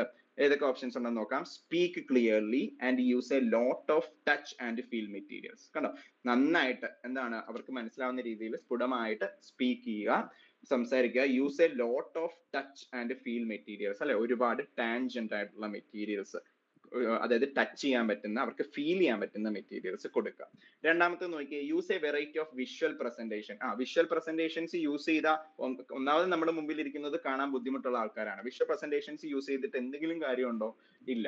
അടുത്ത നോക്കിയേ. Orient herself so that students can watch her closely. അവരെ ഓറിയന്റ് ചെയ്തിട്ട് വല്ല കാര്യമുണ്ടോ? ഇല്ല. Focus on A variety of written task and especially worksheet. ഒന്നാമത് അവർക്ക് കാണാൻ വയ്യ, എന്നിട്ട് അവർക്ക് വീണ്ടും വീണ്ടും എഴുതാനുള്ള ടാസ്കുകളും വർക്ക്ഷീറ്റും ഒക്കെ പ്രൊവൈഡ് ചെയ്തുകൊണ്ടിരിക്കുക. അത് പറ്റൂ? ഇല്ല. അതെന്ന് പറയുന്നത് ഒരു സൊല്യൂഷൻ അല്ല. അപ്പൊ ഏതായിരിക്കും? Speak clearly and use a lot of touch and feel materials. ഇതായിരിക്കും അവർക്ക് പ്രൊവൈഡ് ചെയ്യാൻ പറ്റുന്ന ഏറ്റവും നല്ല കാര്യങ്ങൾ. നന്നായിട്ട് കേൾക്കുന്ന രീതിയിൽ സംസാരിക്കുക, പിന്നെന്താണ്, ഒരുപാട് അവർക്ക് ഫീൽ ചെയ്യുന്ന, ടച്ച് ചെയ്യാൻ പറ്റുന്ന മെറ്റീരിയൽസ് പ്രൊവൈഡ് ചെയ്യും. 14ാമത്തെ ക്വസ്റ്റ്യൻസ് നോക്കാം. Cooperative learning and peer tutoring. Cooperative learning അതെന്ന് പറയുന്നത് എന്താണ്? ഇറ്റ് ഇസ് എ ഗ്രൂപ്പ് ടെക്നിക്കാണ്, ഗ്രൂപ്പ് ലേണിംഗ് ടെക്നിക്കാണ്. പിയർ ട്യൂട്ടറിംഗ് അതെന്ന് പറയുന്നത് ഒരു സോഷ്യൽ ഇന്ററാക്ഷൻ അല്ലെങ്കിൽ ഗ്രൂപ്പ് ലേണിംഗ് ടെക്നിക്കാണ്. Dash in an inclusive classroom. ഒരു ഇൻക്ലൂസീവ് ക്ലാസ് റൂമിൽ എന്ത് ചെയ്യും? ഈ രണ്ട് പ്രോസസ്സ്, കോപ്പറേറ്റീവ് ലേണിംഗും പിയർ ട്യൂട്ടറിംഗും എന്ത് ചെയ്യും എന്നാണ് ചോദ്യം. നോക്കിയേ, ഷുഡ് ബി ആക്റ്റീവ്ലി പ്രൊമോട്ടഡ് എന്ന് പറയുന്നത് ആക്റ്റീവായിട്ട് പ്രൊമോട്ട് ചെയ്യണം. ഷുഡ് ബി ആക്റ്റീവ്ലി ഡിസ്കറേജ് ചെയ്യണം. ഷുഡ് ബി ഒക്കേഷണലി, ഇടയ്ക്കിടയ്ക്ക് നമുക്ക് കൊടുക്കണം. പിന്നെ ഷുഡ് നോട്ട് ബി യൂസ് ചെയ്യാനേ പാടില്ല. ഇതെന്ന് പറയുന്നത് എപ്പോഴും പ്രൊവൈഡ് ചെയ്യുക. ഡിസ്കറേജ് എന്ന് പറഞ്ഞാൽ ഡിസ്കറേജ് ചെയ്യുക, അതായത് പ്രൊമോട്ട് ചെയ്യാൻ പാടില്ല.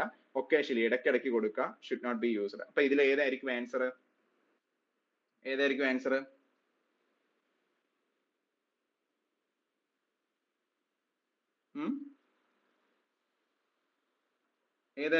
ഇതില്? ഒരു ഇൻക്ലൂസീവ് ക്ലാസ് റൂമിൽ കോപ്പറേറ്റീവ് ലേണിംഗും പിയർ ട്യൂട്ടറിംഗും ഒക്കെ ഒരു ടീച്ചർ പ്രൊമോട്ട് ചെയ്യണോ, ഡിസ്കറേജ് ചെയ്യണോ, ഇടയ്ക്കിടയ്ക്ക് യൂസ് ചെയ്യണോ? Very good. Yes, actively promoted അല്ലെ. എന്ത് ചെയ്യണം? ഒരു ടീച്ചർ പ്രൊമോട്ട് ചെയ്യണം ഒരു ഇൻക്ലൂസീവ്. കാരണം എന്താ? Inclusive class room. ഇനി ഞാനൊരു കാര്യം ചോദിക്കട്ടെ. Inclusive class room, what is the difference between inclusive class room and integrated class room? ഇതെന്തായാലും ഒരു ക്വസ്റ്റ്യൻ ഷുവർ ആണ് കേട്ടോ. ഇതിന്റെ ഡിഫറൻസ് അറിയോ? ഇൻക്ലൂസീവ് ക്ലാസ് റൂമും ഇന്റഗ്രേറ്റഡ് ക്ലാസ് റൂമും അറിയോ? രണ്ടിന്റെയും ഫോക്കസ് അല്ലെങ്കിൽ എയിം എന്ന് പറയുന്നത് ഒന്ന് തന്നെയാണ്.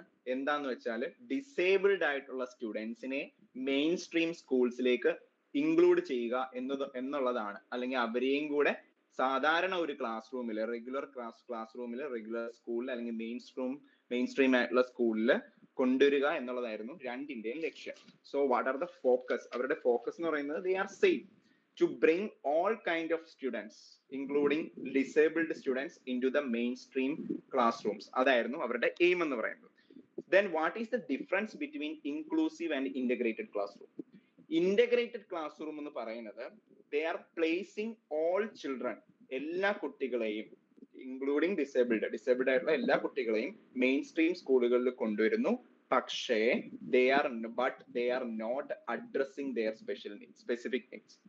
ഡിസേബിൾഡ് ആയിട്ടുള്ള കുട്ടികളെയും ഇംപെയർഡ് ആയിട്ടുള്ള കുട്ടികളെയും എല്ലാം എന്ത് ചെയ്യുന്നു? മെയിൻ സ്ട്രീം ക്ലാസ് റൂമിൽ കൊണ്ടുവരുന്നു. പക്ഷെ അവരെ എന്ത് ചെയ്യുന്നില്ല? ഫോക്കസ് ചെയ്യുന്നില്ല. അവർക്ക് എന്താണ് ആവശ്യം, എന്താണ് അവരുടെ നീഡ്, അത് ഫോക്കസ് ചെയ്യുന്നില്ല. അത് ഏതുതരം ക്ലാസ് റൂമാണ്? Integrated class room. അതായത് നമ്മളിപ്പം സ്കൂളിൽ ടീച്ചിങ് പ്രാക്ടീസിന് പോയി, അവിടെ ഡിസേബിൾഡ് ആയിട്ടുള്ള കുട്ടികൾ ഉണ്ടായിരുന്നു. പക്ഷെ നമ്മൾ അവരുടെ നമുക്ക് അവരെ പ്രത്യേകിച്ച് പരിഗണിക്കാനോ അവരുടെ സ്പെസിഫിക് നീഡ്സ് നമുക്ക് നോക്കാനോ എന്തെങ്കിലും പറ്റിയോ? ഇല്ല. So that's A kind of integrated class room. അതെന്ന് പറയുന്നത് ഇന്റഗ്രേറ്റഡ് ക്ലാസ് റൂം. അവരെ എന്ത് ചെയ്തു? ഇന്റഗ്രേറ്റ് ചെയ്ത് കൊണ്ടുവന്ന് ഇരുത്തി. പക്ഷെ അവരുടെ സ്പെസിഫിക് നീഡ്സ് നമുക്ക് എന്ത് ചെയ്യാൻ പറ്റിയില്ല? സോൾവ് ചെയ്ത് കൊടുക്കാൻ പറ്റിയില്ല, അഡ്രസ് ചെയ്യാൻ പറ്റിയില്ല, ഡീൽ ചെയ്യാൻ പറ്റിയില്ല. So that's an example for integrated class room. So inclusive class room എന്താണ്? അതെന്ന് പറയുന്നതും ഇതുപോലെ തന്നെ, placing all children including disabled students in the mainstream schools or classrooms, but അവിടെ എന്താണ്? they are meeting the diverse needs of all the learners.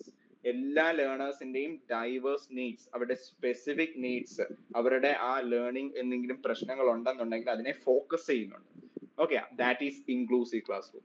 അപ്പൊ ഏതാണ് best? Inclusive ആണോ ഇന്റഗ്രേറ്റഡ് ആണോ ബെസ്റ്റ്? ഒന്ന് കമന്റ് ചെയ്യോ.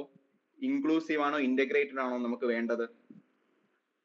നമ്മൾ പോയ സ്കൂളിലൊക്കെ ഇന്റഗ്രേറ്റഡ് ക്ലാസ് റൂം ആണ്. നമുക്ക് വേണ്ടത് ഇൻക്ലൂസീവ് ക്ലാസ് റൂം ആണ്. Because they are considering each and every children in front of the teacher and they are dealing or addressing the needs of every children. So we need inclusive classroom than the integrated one. Okay, next, which of the following is most important in an inclusive classroom? ഒരു inclusive classroom ഏറ്റവും important ആയിട്ട് വേണ്ടത് എന്താണ്? Uniform instruction, standardised testing, promoting competitive learning, individualised education plan. ഏതായിരിക്കും? Yes, IEP, individualised education plan. അതാണ് നമുക്ക് വേണ്ടത്. അറിയാമല്ലോ. ശരി, next one. Which of the following is a correctly matched pair of learners and their primary characteristics? അപ്പൊ okay, ഇതിനകത്ത് ലേണേഴ്സിന്റെയും അവരുടെ ക്യാരക്ടറിസ്റ്റിക്സും ആണ് കൊടുത്തിരിക്കുന്നത്. അതിൽ ഏറ്റവും കറക്റ്റ് മാച്ച്ഡ് പെയർ ഏതാണ് എന്നുള്ളതാണ് ചോദ്യം. ഫസ്റ്റ് നോക്കിയേ, ഹിയറിംഗ് ഇംപയർഡ് പേഴ്സൺ. നമുക്കറിയാം hearing impaired means they are difficult, they are facing some difficulty in hearing അല്ലെ, അവരുടെ ഇയറുമായിട്ട് എന്തൊക്കെയോ ഡിഫിക്കൽട്ടീസ് ഉണ്ട്. അപ്പൊ അവരുടെ ക്യാരക്ടറിസ്റ്റിക്സ് നോക്കി, കനോട്ട് കോംപ്രിഹെൻഡ് വിഷ്വൽ ഇൻഫർമേഷൻ. ആണോ, അവർക്ക് കാണാനാണോ പ്രശ്നം? അല്ല. ഹിയറിംഗ് ഇംപയർഡ് എന്ന് പറഞ്ഞാൽ എന്താണ്? Something related to the hearing. Okay, അപ്പൊ ഹിയറിംഗ് എബിലിറ്റി ആണ്, ഹിയറിംഗ് സെൻസുമായിട്ടാണ് പ്രശ്നം. അപ്പൊ ഇതല്ല. Next, dyslexic learners. ഡിസ്ലെക്സിക്, അവരുടെ ക്യാരക്ടറിസ്റ്റിക്സ് എന്താ? Lack reading and writing fluency. Yes, dyslexic means lexi. Lexi എന്ന് പറഞ്ഞാൽ എന്താ? നമ്മൾ പേന ഓർത്താൽ മതി. ലെക്സി പെൻ ഓർമ്മയുണ്ടല്ലോ. ലെക്സി പെൻ എന്തിനു വേണ്ടിയിട്ടാണ് യൂസ് ചെയ്യുന്നത്? റൈറ്റ് ചെയ്യാൻ അല്ലെ. ലെക്സി മീൻസ് റൈറ്റിംഗ് അല്ലെ, റൈറ്റിംഗ്. ആ റൈറ്റ് ചെയ്ത സാധനം പിന്നെ നമ്മൾ എന്ത് ചെയ്യും? റീഡ് ചെയ്യും. റീഡ് ചെയ്യത്തില്ലേ? So dyslexic means which is something related to reading and writing fluency. So ഇത് കറക്റ്റ് ആണ്. Next one, creative learners hyperactive, slow in completing work. ആണോ? ക്രിയേറ്റീവ് ലേണേഴ്സ് ആണ് ഏറ്റവും ഫസ്റ്റ് വർക്ക് ചെയ്യുന്നതും ക്രിയേറ്റീവ് ആയിട്ട് work ചെയ്യുന്നതും. So അത് തെറ്റാണ്. അറ്റൻഷൻ ഡെഫിസിറ്റ്, അവർക്ക് അറ്റൻഷനേ ഇല്ല. ഹൈ മോട്ടിവേഷൻ, അവർക്ക് ഹൈ മോട്ടിവേഷൻ ആണോ? അല്ല. can sustain attention for a long period of time. അല്ല, അറ്റൻഷൻ ഡെഫിസിറ്റ് ആണ്. ഡെഫിസിറ്റ് മീൻസ് ലാക്ക് ആണ്. ഓക്കെ, സോ ഇതിന്റെ കറക്റ്റ് ആൻസർ എന്ന് പറയുന്നത് 2 ആണ്. Next one, 17. Which of the following does not result in meaningful facilitation of learning? Meaningful learning ന്റെ result അല്ലാത്തത് not. പ്രത്യേകം ശ്രദ്ധിക്കണം, നോട്ട്. പല ക്വസ്റ്റിനകത്ത് ഇങ്ങനെ നോട്ട് കയറി വരും. Which of the following does not result in the meaningful facilitation? Meaningful facilitation എന്താണെന്നറിയോ? It is something related to the theory of, അത് ഒരാളുടെ തിയറി ആണ്. മീനിങ്ഫുൾ ലേണിംഗ് തിയറി ആണ് കേട്ടോ. Meaningful learning theory. Meaningful learning theory by David Ausubel. David ഓസ്ബെലിന്റെ theory of ലേണിംഗിനെ പറയുന്ന പേരാണ് മീനിങ്ഫുൾ ലേണിംഗ് തിയറി, അല്ലെങ്കിൽ അതിനൊരു പേരുണ്ട് subsumption. Subsumption learning theory. Subsumption learning theory എന്ന് വേണമെങ്കിലും നമുക്ക് പറയാം. ഇതിനകത്ത് മെയിൻ ആയിട്ട് പറയുന്നത് എന്താണെന്നറിയാവോ? നമുക്ക് ഒരു ബ്രെയിൻ ഉണ്ട്. നമുക്കൊരു ബ്രെയിൻ ഉണ്ട് തലയിൽ. ആ തലയിലുള്ള ബ്രെയിനകത്ത് ഒരുപാട് പ്രീ എക്സിസ്റ്റിംഗ് നോളജസ് ഉണ്ട്. പ്രീ എക്സിസ്റ്റിംഗ് ആയിട്ടുള്ള നോളജസ് ഉണ്ട്. അപ്പൊ പുതിയ നോളജ് എന്തുണ്ട്? നമ്മുടെ ചുറ്റിനും പുതിയ നോളജസ് ഉണ്ട് അല്ലെ. ചുറ്റിനും എന്തുണ്ട്? പുതിയ നോളജസ് നമ്മുടെ ചുറ്റിനും ഇങ്ങനെ ഒരുപാട് ഉണ്ടായിക്കൊണ്ടിരിക്കുകയാണ്. പുതിയ പുതിയ കറണ്ട് അഫേഴ്സും പുതിയ പുതിയ GKയും ഒക്കെ. ഓക്കെ, അതെല്ലാം ഇങ്ങനെ നമ്മുടെ മുമ്പിൽ ഇങ്ങനെ വന്നുകൊണ്ടിരിക്കുക. എന്ത് ചെയ്യും? ഈ പ്രീ എക്സിസ്റ്റിംഗ് നോളജിലേക്ക് എന്ത് സംഭവിക്കും? ഇത് വന്നിങ്ങനെ കയറും. പ്രീ എക്സിസ്റ്റിംഗ് നോളജിലേക്ക് ഇത് വന്നിങ്ങനെ കയറും, പുതിയ പുതിയ നോളജസ്. ഓക്കെ, മനസ്സിലായോ? പുതിയ പുതിയ നോളജസ്. ഇതാണ് മീനിങ്ഫുൾ ലേണിംഗ് തിയറി. ഓക്കെ, ഇതുമായിട്ട് കണക്ട് ആവും. ആ കണക്ട് ആവുമ്പോഴാണ് മീനിങ്ഫുൾ ലേണിംഗ് അവിടെ നടക്കുന്നത്. ഓക്കെ, കണക്ട് ആവുമ്പോഴായിരിക്കും മീനിങ്ഫുൾ ലേണിംഗ് അവിടെ നടക്കുന്നത്. ഓക്കെ, ഇപ്പം ഫോർ എക്സാമ്പിൾ ഞാൻ പറയാം. നമുക്ക് താജ്മഹൽ അറിയാം.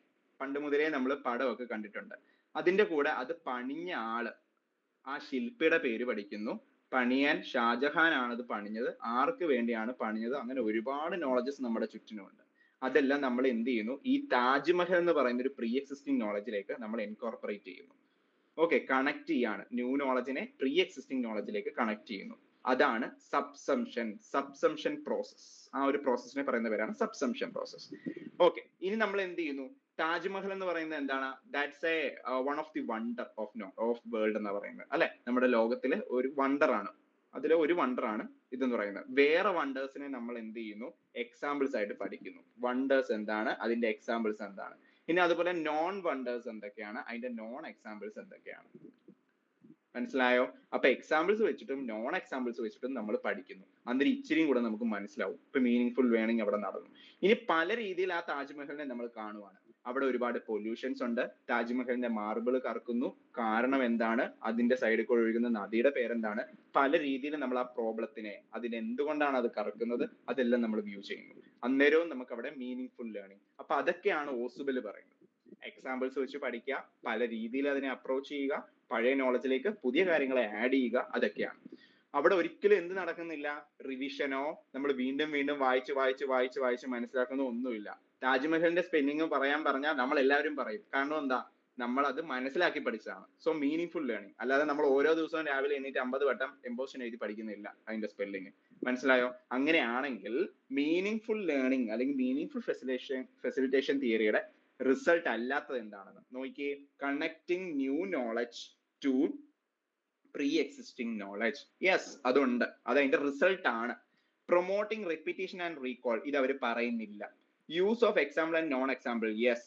Encourage multiple ways of looking at A problem, yes, അതും കറക്റ്റ് ആണ്. നോട്ട് എ റിസൾട്ട് എന്നല്ലേ ചോദിച്ചത്, അപ്പൊ ഇതിനകത്ത് നോട്ട് എ റിസൾട്ട് ഏതാണ്? ഇതാണ് നോട്ട് എ റിസൾട്ട്. അപ്പൊ ഇതാണ് ആൻസർ അല്ലേ? യെസ്, ശരി. അങ്ങനെയാണെങ്കിൽ നമുക്ക് അടുത്ത ക്വസ്റ്റ്യനിലേക്ക് പോകാം. 18ാമത്തെ ക്വസ്റ്റ്യൻ.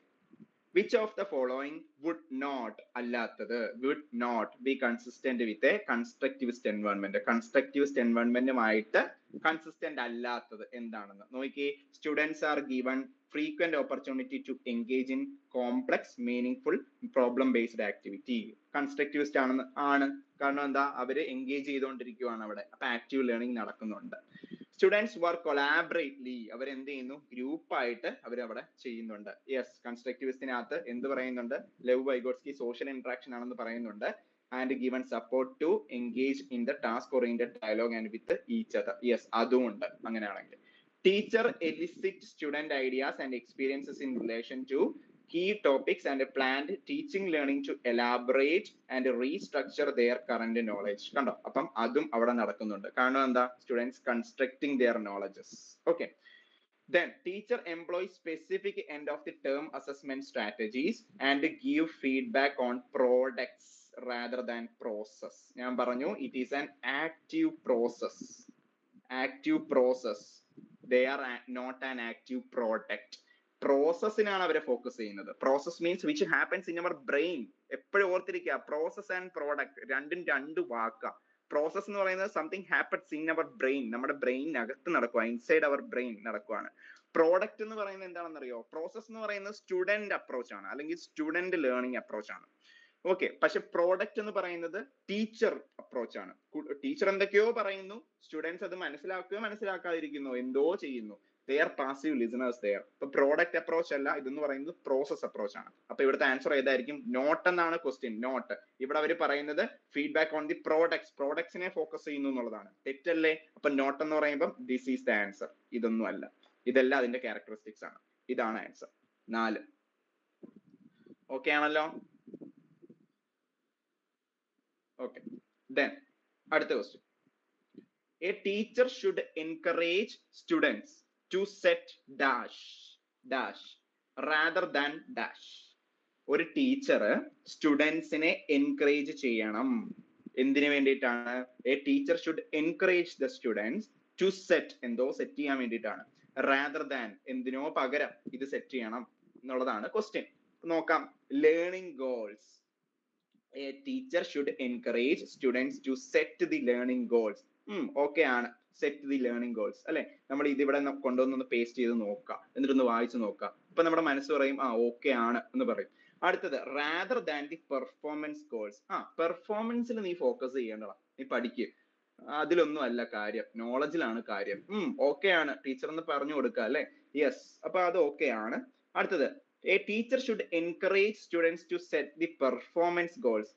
നീ പെർഫോമൻസിൽ വേണം ശ്രദ്ധിക്കാൻ, റാദർ ദാൻ ദി ലേണിംഗ്. നീ പഠിത്തത്തിൽ ശ്രദ്ധിക്കണ്ട, നിന്റെ പെർഫോമൻസിൽ ശ്രദ്ധിക്കണം. ഏതെങ്കിലും ടീച്ചർ പറയാൻ പറ്റുന്ന വാക്കാണോ ടീച്ചർ പറഞ്ഞത്? അല്ല, അപ്പൊ അതല്ല. അടുത്ത നോക്കിയേ, failure avoiding goals, mark seeking goals. ഇങ്ങനെയുള്ള ഗോളുകളൊന്നും നമ്മൾ പഠിച്ചിട്ടേ ഇല്ല. ആകെ പഠിച്ചിട്ടുള്ളത് ലേണിംഗ് ഗോൾസ് ആണ്. അപ്പൊ ഈ രണ്ട് സാധനം നോക്കിയാൽ മതി. മാർക്ക് സീക്കിംഗ് ഗോൾ ഇവിടെ, അതുപോലെ തന്നെ അങ്ങോട്ടും ഇങ്ങോട്ടും മറിച്ചിട്ടേക്കും, അതൊന്നും അല്ല. അപ്പൊ ഏതായിരിക്കും answer? First one, learning goals, then performance goals. So a teacher should encourage students to set the learning goals rather than the performance goals. That is the answer. Okay ആണല്ലോ? ശരി, ഇനി അടുത്തത് 20. Question number 20 നോക്കാം. Which of the following are examples of effective learning strategy? അതായത് effective ആയിട്ട് നമുക്ക് പഠിക്കണം, പഠിക്കുന്നതൊക്കെ നമ്മുടെ മനസ്സിൽ കയറണം, ബ്രെയിനിൽ നിൽക്കണം. അങ്ങനെ എഫക്റ്റീവ് ആയിട്ട് ലേൺ ചെയ്യാൻ പറ്റുന്ന സ്ട്രാറ്റജീസിന് എക്സാമ്പിൾസ് ഏതൊക്കെയാണെന്നാണ് ചോദ്യം. നമുക്ക് നോക്കാം. ഇപ്പൊ നമ്മൾ തന്നെ എന്തെങ്കിലും പഠിക്കാനായിട്ട് ഇങ്ങനെ ഇരിക്കുക, നമ്മൾ തന്നെ സീറ്ററ്റ് പഠിക്കണം എന്നും പറഞ്ഞിരിക്കുക, നമ്മൾ എന്തൊക്കെ ചെയ്തു നോക്കാം. First one, setting goals and time table. Very good. ഇത് ചെയ്തു കഴിഞ്ഞാൽ എന്ത് സംഭവിക്കും? യെസ്, നമുക്ക് എഫക്റ്റീവ് ആയിട്ട് നമുക്ക് പഠിക്കാം. Next, making organisational charts and concept map. അങ്ങനെയൊക്കെ ഉണ്ടാക്കി കഴിഞ്ഞാൽ നമുക്ക് പെട്ടെന്ന് പഠിക്കാനും അതുപോലെ തന്നെ കറക്റ്റ് ആയിട്ട് സ്ട്രക്ചർഡ് ആയിട്ട് നമുക്ക് പഠിക്കാനും സഹായിക്കും അല്ലെ. അടുത്തത് thinking of examples and non example. Yes, very good. നമ്മൾ ഇപ്പൊ തന്നെ ഒരു കാര്യം പറഞ്ഞു താജ്മഹലിന്റെ, അങ്ങനെ പറഞ്ഞപ്പോൾ നമുക്ക് ഇച്ചിരി കൂടെ മനസ്സിലായി. Yes, very good. അപ്പൊ അതും എന്താണ്, കറക്റ്റ് ആണ്, എഫക്റ്റീവ് ആയിട്ട് നമുക്ക് പഠിക്കാൻ പറ്റുന്ന ഒരു സ്ട്രാറ്റജിയാണ്. അടുത്തത് explaining to a peer. Yes, എന്ന് പറഞ്ഞാൽ എന്താണ്, നമ്മൾ പഠിച്ചിട്ട് നമ്മൾ തൊട്ടടുത്തിരിക്കുന്ന ഒരു കുട്ടിക്ക് നമുക്കറിയാം എന്താണ്, പഠിക്കുന്നതിനേക്കാൾ നമുക്ക് ഒരുപാട് മനസ്സിലാകും നമ്മൾ പഠിപ്പിക്കുമ്പോൾ അല്ലെ. നമ്മൾ പഠിപ്പിക്കുമ്പോഴാണ് നമുക്ക് ഇത്രയും കൂടെ നന്നായിട്ട് മനസ്സിലാവുന്നത്. So explaining to a peer, that is very good process for the learning process. Okay, അടുത്തത് സെൽഫ് ക്വസ്റ്റ്യനിങ്. നമ്മൾ മനസ്സിൽ തന്നെ നമ്മളിങ്ങനെ ചോദിച്ചുകൊണ്ടിരിക്കുക, എന്തുകൊണ്ടാണ് അത് അങ്ങനെ, എന്തുകൊണ്ടാണ് ഇത് അങ്ങനെ. നമ്മൾ എന്താണ് എന്തെങ്കിലും ഒരു ഡെഫിനേഷൻ പഠിക്കുമ്പോൾ നമ്മൾ കാണാതൊക്കെ പറഞ്ഞു നോക്കും. കുളിക്കുന്ന സമയത്തോ കഴിക്കുന്ന സമയത്തോ കണ്ണാടിയുടെ മുമ്പിൽ നിൽക്കുമ്പോഴോ ഒക്കെ നമ്മൾ പറഞ്ഞു നോക്കും. That is A good process. അപ്പൊ എന്താണ് ഇവിടെ ഇതിന്റെ ഈ ഒരു എഫക്റ്റീവ് ലേണിംഗ് സ്ട്രാറ്റജീസിന്റെ എക്സാമ്പിൾസ്, ഇതെല്ലാം എക്സാമ്പിൾസാ. അപ്പൊ നമ്മൾ ഏത് കുത്തും, നോക്ക് ഓപ്ഷൻസ് നോക്കിയേ. 1, 2, 3 അതൊക്കെയാണ്. 1, 4, 5 അതും ഓക്കെയാണ്. 1, 2, 3, 4 അതും ഓക്കെയാണ്. 1, 2, 3, 4, 5. അപ്പൊ ഏറ്റവും ഓക്കെ ഏതാണ്? Fourth one is best option. അതാണ് ബെസ്റ്റ് ഓപ്ഷൻ. സോ 20യുടെ ആൻസർ ആണ് 4. ഓക്കെ ആണല്ലോ. ശരി, ഇനി അടുത്ത ക്വസ്റ്റ്യനിലേക്ക് പോകാം. Which of these is an example of extrinsic motivation? Extrinsic means something happens from external. വെളിയിൽ നിന്ന് വരുന്ന മോട്ടിവേഷൻ ആണ് extrinsic. നമുക്ക് നോക്കാം. I enjoy doing my homework because it is so much fun. അവൻ തന്നെത്താനെ ഹോംവർക്ക് ചെയ്തു, അവന് എന്തൊക്കെയോ സന്തോഷം കിട്ടി. അതിന് വെളിയിൽ എന്തെങ്കിലും ബന്ധമുണ്ടോ? ഇല്ല. Okay, I learn so much when I do my homework. അവൻ ഹോംവർക്ക് ചെയ്തപ്പോൾ അവൻ കുറെ പഠിച്ചു, അപ്പൊ അവന് തന്നെ കിട്ടി. അവൻ കാരണം അത് തന്നെയാണ് അവൻ ഹോംവർക്ക് ചെയ്തത്. വെളിയിലുമായിട്ട് ഒരു ബന്ധവും ഇല്ല, എക്സ്റ്റേണലുമായിട്ട് nothing related with that. Next, doing homework makes me understand my concepts better. Same, ഇത് തന്നെ സെക്കൻഡ് വൺ തന്നെയാണ് തേർഡ് പറഞ്ഞേക്കുന്നത്. Next, I complete my homework because the teacher gives us marks for each assignment. കണ്ടോ, എന്ന് വെച്ചാൽ എന്താണ്, homework ചെയ്യുന്നത് എന്തിനു വേണ്ടിയിട്ടാണ്? മാർക്കിന് വേണ്ടിയിട്ട്. Some external factor was there. So the option is 4. നാലാമത്താണ് ഓപ്ഷൻ. ഓക്കെ ആണല്ലോ.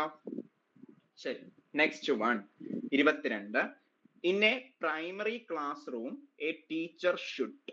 എന്തായിരിക്കണം ടീച്ചർ? ഒരു പ്രൈമറി ക്ലാസ് റൂമിൽ ടീച്ചർ എന്തായിരിക്കണം എന്നുള്ളതാണ്. നോക്കിയേ, ഗീവ്സ് ഓൺലി എക്സാമ്പിൾസ് മാത്രം കൊടുക്കുന്ന ഒരു teacher. Gives only non examples അല്ലെങ്കിൽ അതിനെ പറയുന്ന പേരുണ്ട് മക്കളെ, എന്താണെന്നറിയോ? Negative examples. നോൺ എക്സാമ്പിളിനെ പറയുന്ന പേരാണ്, otherwise it is known as negative example. Here example അല്ലെങ്കിൽ അതിനെ പോസിറ്റീവ് എക്സാമ്പിൾ എന്നും പറയാം. പോസിറ്റീവ് എക്സാമ്പിൾ എന്ന് പറയുന്നത് എന്താണ്? ഏതെങ്കിലും ഒരു തിയറി പഠിപ്പിച്ചിട്ട് അതിനെ സപ്പോർട്ട് ചെയ്യുന്ന അല്ലെങ്കിൽ ആ തിയറിയെ എന്ത് ചെയ്യുന്നു, ഒബേ ചെയ്യുന്ന എക്സാമ്പിൾസ് ആണ് പോസിറ്റീവ് എക്സാമ്പിൾസ്. അതിനെ ഒബേ ചെയ്യാത്ത എക്സാമ്പിൾസ് ഉണ്ട്, അതാണ് നെഗറ്റീവ് എക്സാമ്പിൾസ്. ഓക്കെ, മൂന്നാമത്തെ ഓപ്ഷൻ നോക്കിയേ, give both the examples and non examples. കണ്ടോ, പോസിറ്റീവ് എക്സാമ്പിൾസും കൊടുക്കുന്നു, നെഗറ്റീവ് എക്സാമ്പിൾസും കൊടുക്കുന്നു teacher. Not giving any examples and non examples. ഒരു പണിയില്ല, ഒരു എക്സാമ്പിളും കൊടുക്കുന്നുമില്ല, നോൺ എക്സാമ്പിൾസ് കൊടുക്കുന്നുമില്ല. അങ്ങനെയുള്ള ടീച്ചർ. ഇതിൽ ഏതായിരിക്കണം ഒരു പ്രൈമറി ക്ലാസ് റൂം ടീച്ചറിന്റെ ഒരു ബെറ്റർ, ഒരു ideal primary class room teacher എന്ന് പറയുന്നത്? ഏത് ഓപ്ഷൻ ആയിരിക്കും? എക്സാമ്പിൾസ് മാത്രം കൊടുക്കുന്ന ടീച്ചറാണോ, നോൺ എക്സാമ്പിൾസ് മാത്രം കൊടുക്കുന്ന ടീച്ചറാണോ, അതോ എക്സാമ്പിൾസും നോൺ എക്സാമ്പിൾസും കൊടുക്കുന്ന ടീച്ചറാണോ, അതോ ഒരു പണിയില്ല വെറുതെ ഇരിക്കാം, ഒരു എക്സാമ്പിളും കൊടുക്കണ്ട നോൺ എക്സാമ്പിളും കൊടുക്കണ്ട എന്ന് വിചാരിക്കുന്ന ടീച്ചറാണോ? ഏതായിരിക്കും? Yes, very good. ഓപ്ഷൻ 3 അല്ലെ, എക്സാമ്പിൾസും നോൺ എക്സാമ്പിൾസും കൊടുക്കണം. ഓക്കെ, നെക്സ്റ്റ് വൺ, അതാണ് ഓസുബൽ പറയുന്നത് കേട്ടോ. ഓസുബൽ പറയുന്നതും എക്സാമ്പിൾസും നോൺ എക്സാമ്പിൾസും കൊടുക്കണം, അങ്ങനെ പഠിപ്പിക്കണം എന്നുള്ളതാണ്. ഓർത്തോണേ. ശരി, അതാണ് നമ്മൾ പറഞ്ഞത് സബ്സംഷൻ തിയറി അല്ലെങ്കിൽ meaningful learning theory. Okay, question number 23 ആണ്. Which of the following strategies would promote meaning making in children? Meaning making, അതായത് അവിടെ ഒരു ആക്റ്റീവ് ലേണിംഗ് ആണ്, അവിടെ ലേണിംഗ് പ്രോസസ് ആണ്, ലേണിംഗ് മേക്കിംഗ് ആണ് അവിടെ നടക്കുക. So which of the following strategies would promote? എന്താണ്, ഏതൊക്കെ സ്ട്രാറ്റജീസ് ആണ് താഴെ കൊടുത്തിരിക്കുന്നതിൽ പ്രൊമോട്ട് ചെയ്യുന്നത് മീനിങ് മേക്കിംഗിൽ? First one, exploration and discussion. എന്ത് ചെയ്യുന്നു? കുട്ടി ആക്റ്റീവ്ലി എൻഗേജ് ചെയ്യുന്നു, എക്സ്പ്ലോർ ചെയ്യുന്നു, ഡിസ്കവർ ചെയ്യുന്നു. അതിനെയാണ് എന്ത് പറയുക? എക്സ്പ്ലോറേഷൻ എന്ന് പറയുക. Exploration means investigate. കുട്ടി ഒരു കാര്യം കിട്ടിക്കഴിഞ്ഞാൽ അതിനെ ഇൻവെസ്റ്റിഗേറ്റ് ചെയ്യുന്നു, ദാറ്റ് ഈസ് എക്സ്പ്ലോറേഷൻ. എന്നിട്ട് അതിനെ ഡിസ്കസ് ചെയ്യുന്നു. Okay, then transmission of information. എന്ത് ചെയ്യുന്നു? ഒരു കുട്ടിക്ക് ഒരു കാര്യം അറിയാം, അത് ജസ്റ്റ് എന്ത് ചെയ്യുക? തൊട്ടപ്പുറത്തിരിക്കുന്ന അല്ലെങ്കിൽ ടീച്ചറിനോട് അത് പറഞ്ഞു കൊടുക്കുകയാണ്. ജസ്റ്റ് ട്രാൻസ്മിഷൻ, അത്രേ ഉള്ളൂ. അതാണ് ട്രാൻസ്മിഷൻ ഓഫ് ഇൻഫർമേഷൻ. അവിടെ മീനിങ് മേക്കിംഗ് ഉണ്ടോ എന്ന് ചോദിച്ചാൽ സാധ്യത കുറവാണ്. ഓക്കെ, കാരണം എന്താ, ജസ്റ്റ് ഒരു ഇൻഫർമേഷൻ പാസ് ചെയ്യുന്നു എന്നുള്ളതാണ്. Next, use punitive measures. Punitive means എന്താണ്? പനിഷ്മെന്റ് മെഷേഴ്സ് ആണ്. പനിഷ്മെന്റ് കൊണ്ട് കുട്ടി പഠിക്കുവോ? ഇല്ല. Uniform and standardised testing. Uniform ആയിട്ടുള്ളതും ഭയങ്കര സ്റ്റാൻഡേർഡ് ആയിട്ടുള്ള ടെസ്റ്റിംഗ് കൊടുക്കുക. ഇതിൽ ഏതായിരിക്കും ആൻസർ? എക്സ്പ്ലോറേഷൻ എന്ന് പറയുന്നത് കുട്ടി തന്നെത്താൻ ഇൻവെസ്റ്റിഗേറ്റ് ചെയ്യുന്നു, ഡിസ്കവർ ചെയ്യുന്നു, പഠിക്കുന്നു. That is an active learning process. Yes, option 1, very good. അതായിരിക്കും ഇവിടെ എന്താണ് ഒരു മീനിങ് മേക്കിംഗ് പ്രോസസ് എന്ന് പറയുന്നത്. കാരണം എന്താ, അവിടെ ഒരു കുട്ടി ആക്റ്റീവ് ലേണിംഗിലാണ്. ഓക്കെ, ദെൻ 24 ഞാൻ പഠിപ്പിച്ച ടോപ്പിക്കാണ് ചിൽഡ്രൻസ് എറേഴ്സ് ആൻഡ് മിസ്കൺസെപ്ഷൻസ്. കുട്ടികളുടെ ഇററും മിസ്കൺസെപ്ഷൻസും എന്താണ്, അല്ലെങ്കിൽ അത് കാരണം എന്താണ് ഈ ഫോളോയിങ് ആയിട്ടുള്ള നമുക്ക് ഓപ്ഷൻസ് നോക്കാം, അതുമായിട്ട് എന്ത് റിലേറ്റഡ് ആണെന്ന്. Are a significant step in the teaching learning process. Teaching learning പ്രോസസ്സിൽ ആ എറേഴ്സും മിസ്കൺസെപ്ഷൻസും ഒക്കെ സിഗ്നിഫിക്കന്റ് ആയിട്ടുള്ള സ്റ്റെപ്പ് ആണെന്നാണ് പറയുന്നത്. രണ്ടാമത് നോക്കാം, ആർ എ ഹിൻഡ്രൻസ്, അല്ലെ, അതെന്ന് പറയുന്നത് hindrance and obstacle to the teaching learning process, അല്ലെ. ടീച്ചിങ് ലേണിംഗ് പ്രോസസ്സിന് അതൊരു ഹിൻഡ്രൻസ് ആണ്, അല്ലെങ്കിൽ ഒബ്സ്റ്റാക്കിൾസ് ആണ്, ഒരു തടസ്സമാണെന്നാണ് പറയുന്നത്. Next, should be ignored. കണ്ടോ, അത് നമുക്ക് നെഗ്ലക്ട് ചെയ്ത് കളയാം in the teaching learning process. Teaching learning പ്രോസസ്സിൽ അങ്ങനെ ഒരു എറേഴ്സോ കുട്ടികൾ ഉണ്ടാക്കുന്ന എറേഴ്സും മിസ്കൺസെപ്ഷൻസും ഒക്കെ നമുക്ക് ഇഗ്നോർ ചെയ്ത് കളയാന്നാണ് പറയുന്നത്. Okay, signify that children's capabilities are far inferior than that of adults. കണ്ടോ, അതായത് ആ എറേഴ്സ് പറയുന്നത് എന്താണ്, അവരുടെ ആ ഒരു കാപ്പബിലിറ്റി എന്ന് പറയുന്നത് അഡൾട്ട്സിന്റെ കാപ്പബിലിറ്റിയുമായിട്ട് വളരെ ഫാർ ആണെന്നാണ് പറയുന്നത്. ഓക്കെ, ഇതിൽ ഏതായിരിക്കും ആൻസർ? കറക്റ്റ് ആൻസർ ഏതായിരിക്കും? കറക്റ്റ് ആൻസർ ഞാൻ ഒന്നേ ഉള്ളൂ. ഏതായിരിക്കും answer? Yes, option 1, very good. Yes, correct. കാരണം എന്താണ്, നമ്മൾ പഠിച്ചതാണ്. അതെന്ന് പറയുന്നത് നമുക്ക് ആ ഒരു എറേഴ്സ് മനസ്സിലാക്കിയാൽ മാത്രമേ, നമ്മൾ ഡയഗ്നോസ്റ്റിക് ടെസ്റ്റ് എന്തിനാണ് നടത്തുന്നത്? ആ ഒരു എറർ കണ്ടുപിടിക്കാനാണ്, അല്ലെങ്കിൽ കുട്ടികളുടെ മിസ്കൺസെപ്ഷൻസ്, അവർക്ക് എവിടെയാണ് ലേണിംഗ് ഡിഫിക്കൽട്ടീസ്, അതിനൊക്കെ മനസ്സിലാക്കാൻ വേണ്ടിയിട്ടാണ് ഡയഗ്നോസ്റ്റിക്സ് ടെസ്റ്റ്. അത് തന്നെയാണ് കുട്ടികൾ ഉണ്ടാക്കുന്ന എറർ. അതെന്ന് പറയുന്ന സിഗ്നിഫിക്കന്റ് സ്റ്റെപ്പാണ്. നമുക്ക് ഇനി എന്ത് ചെയ്യണം, എങ്ങനെ പഠിപ്പിക്കണം, ഏത് ടീച്ചിങ് സ്ട്രാറ്റജീസ് ചൂസ് ചെയ്യണം എന്നൊക്കെ പറയുന്നതാണ്. Next one, 25. In the constructivist frame child is viewed as. Constructivist ഫ്രെയിമില് കുട്ടിയെ നമുക്ക് എങ്ങനെയാണ് കാണാൻ സാധിക്കുന്നത്? ഫസ്റ്റ് വൺ, മിനിയേച്ചർ അഡൾട്ട്, അല്ലെ, ഒരു അഡൾട്ടിന്റെ ഒരു മിനിയേച്ചർ ഫോമില്, who is less than adult in all aspects such as size, cognition, emotions. അതനുസരിച്ച് കുട്ടി ഒരു ചെറിയൊരു അഡൾട്ട് ആണെന്നാണ് അവര് പറയുന്നത്, അവര് ഇത് വ്യൂ ചെയ്യുന്നതിന്. Next, tabula rasa. Okay, this is very important ആണ്. ടാബുലാ റാസ അല്ലെങ്കിൽ ബ്ലാങ്ക് സ്ലേറ്റ്. ഓക്കെ, ഇതിനകത്ത് ഈ ഒരു ബ്ലാങ്ക് സ്ലേറ്റ് എന്ന് പറയുന്ന ഒരു സ്റ്റേറ്റ്മെന്റ്, ഒരു കോട്ട് ഉണ്ട് കേട്ടോ, കോട്ട്. അത് പക്ഷെ കൺസ്ട്രക്റ്റിവിസ്റ്റ് അപ്രോച്ച് അല്ല, ഒരാൾ പറഞ്ഞ ഒരു കോട്ടാണ്. ഞാനിപ്പോ ഇവിടെ എഴുതാം. എ ചൈൽഡ് ഈസ്, നിങ്ങളൊന്ന് നോട്ട് ചെയ്ത് വെക്കണേ. A child is born like, a child is born like a blank slate. A child is born like a blank slate, and it is later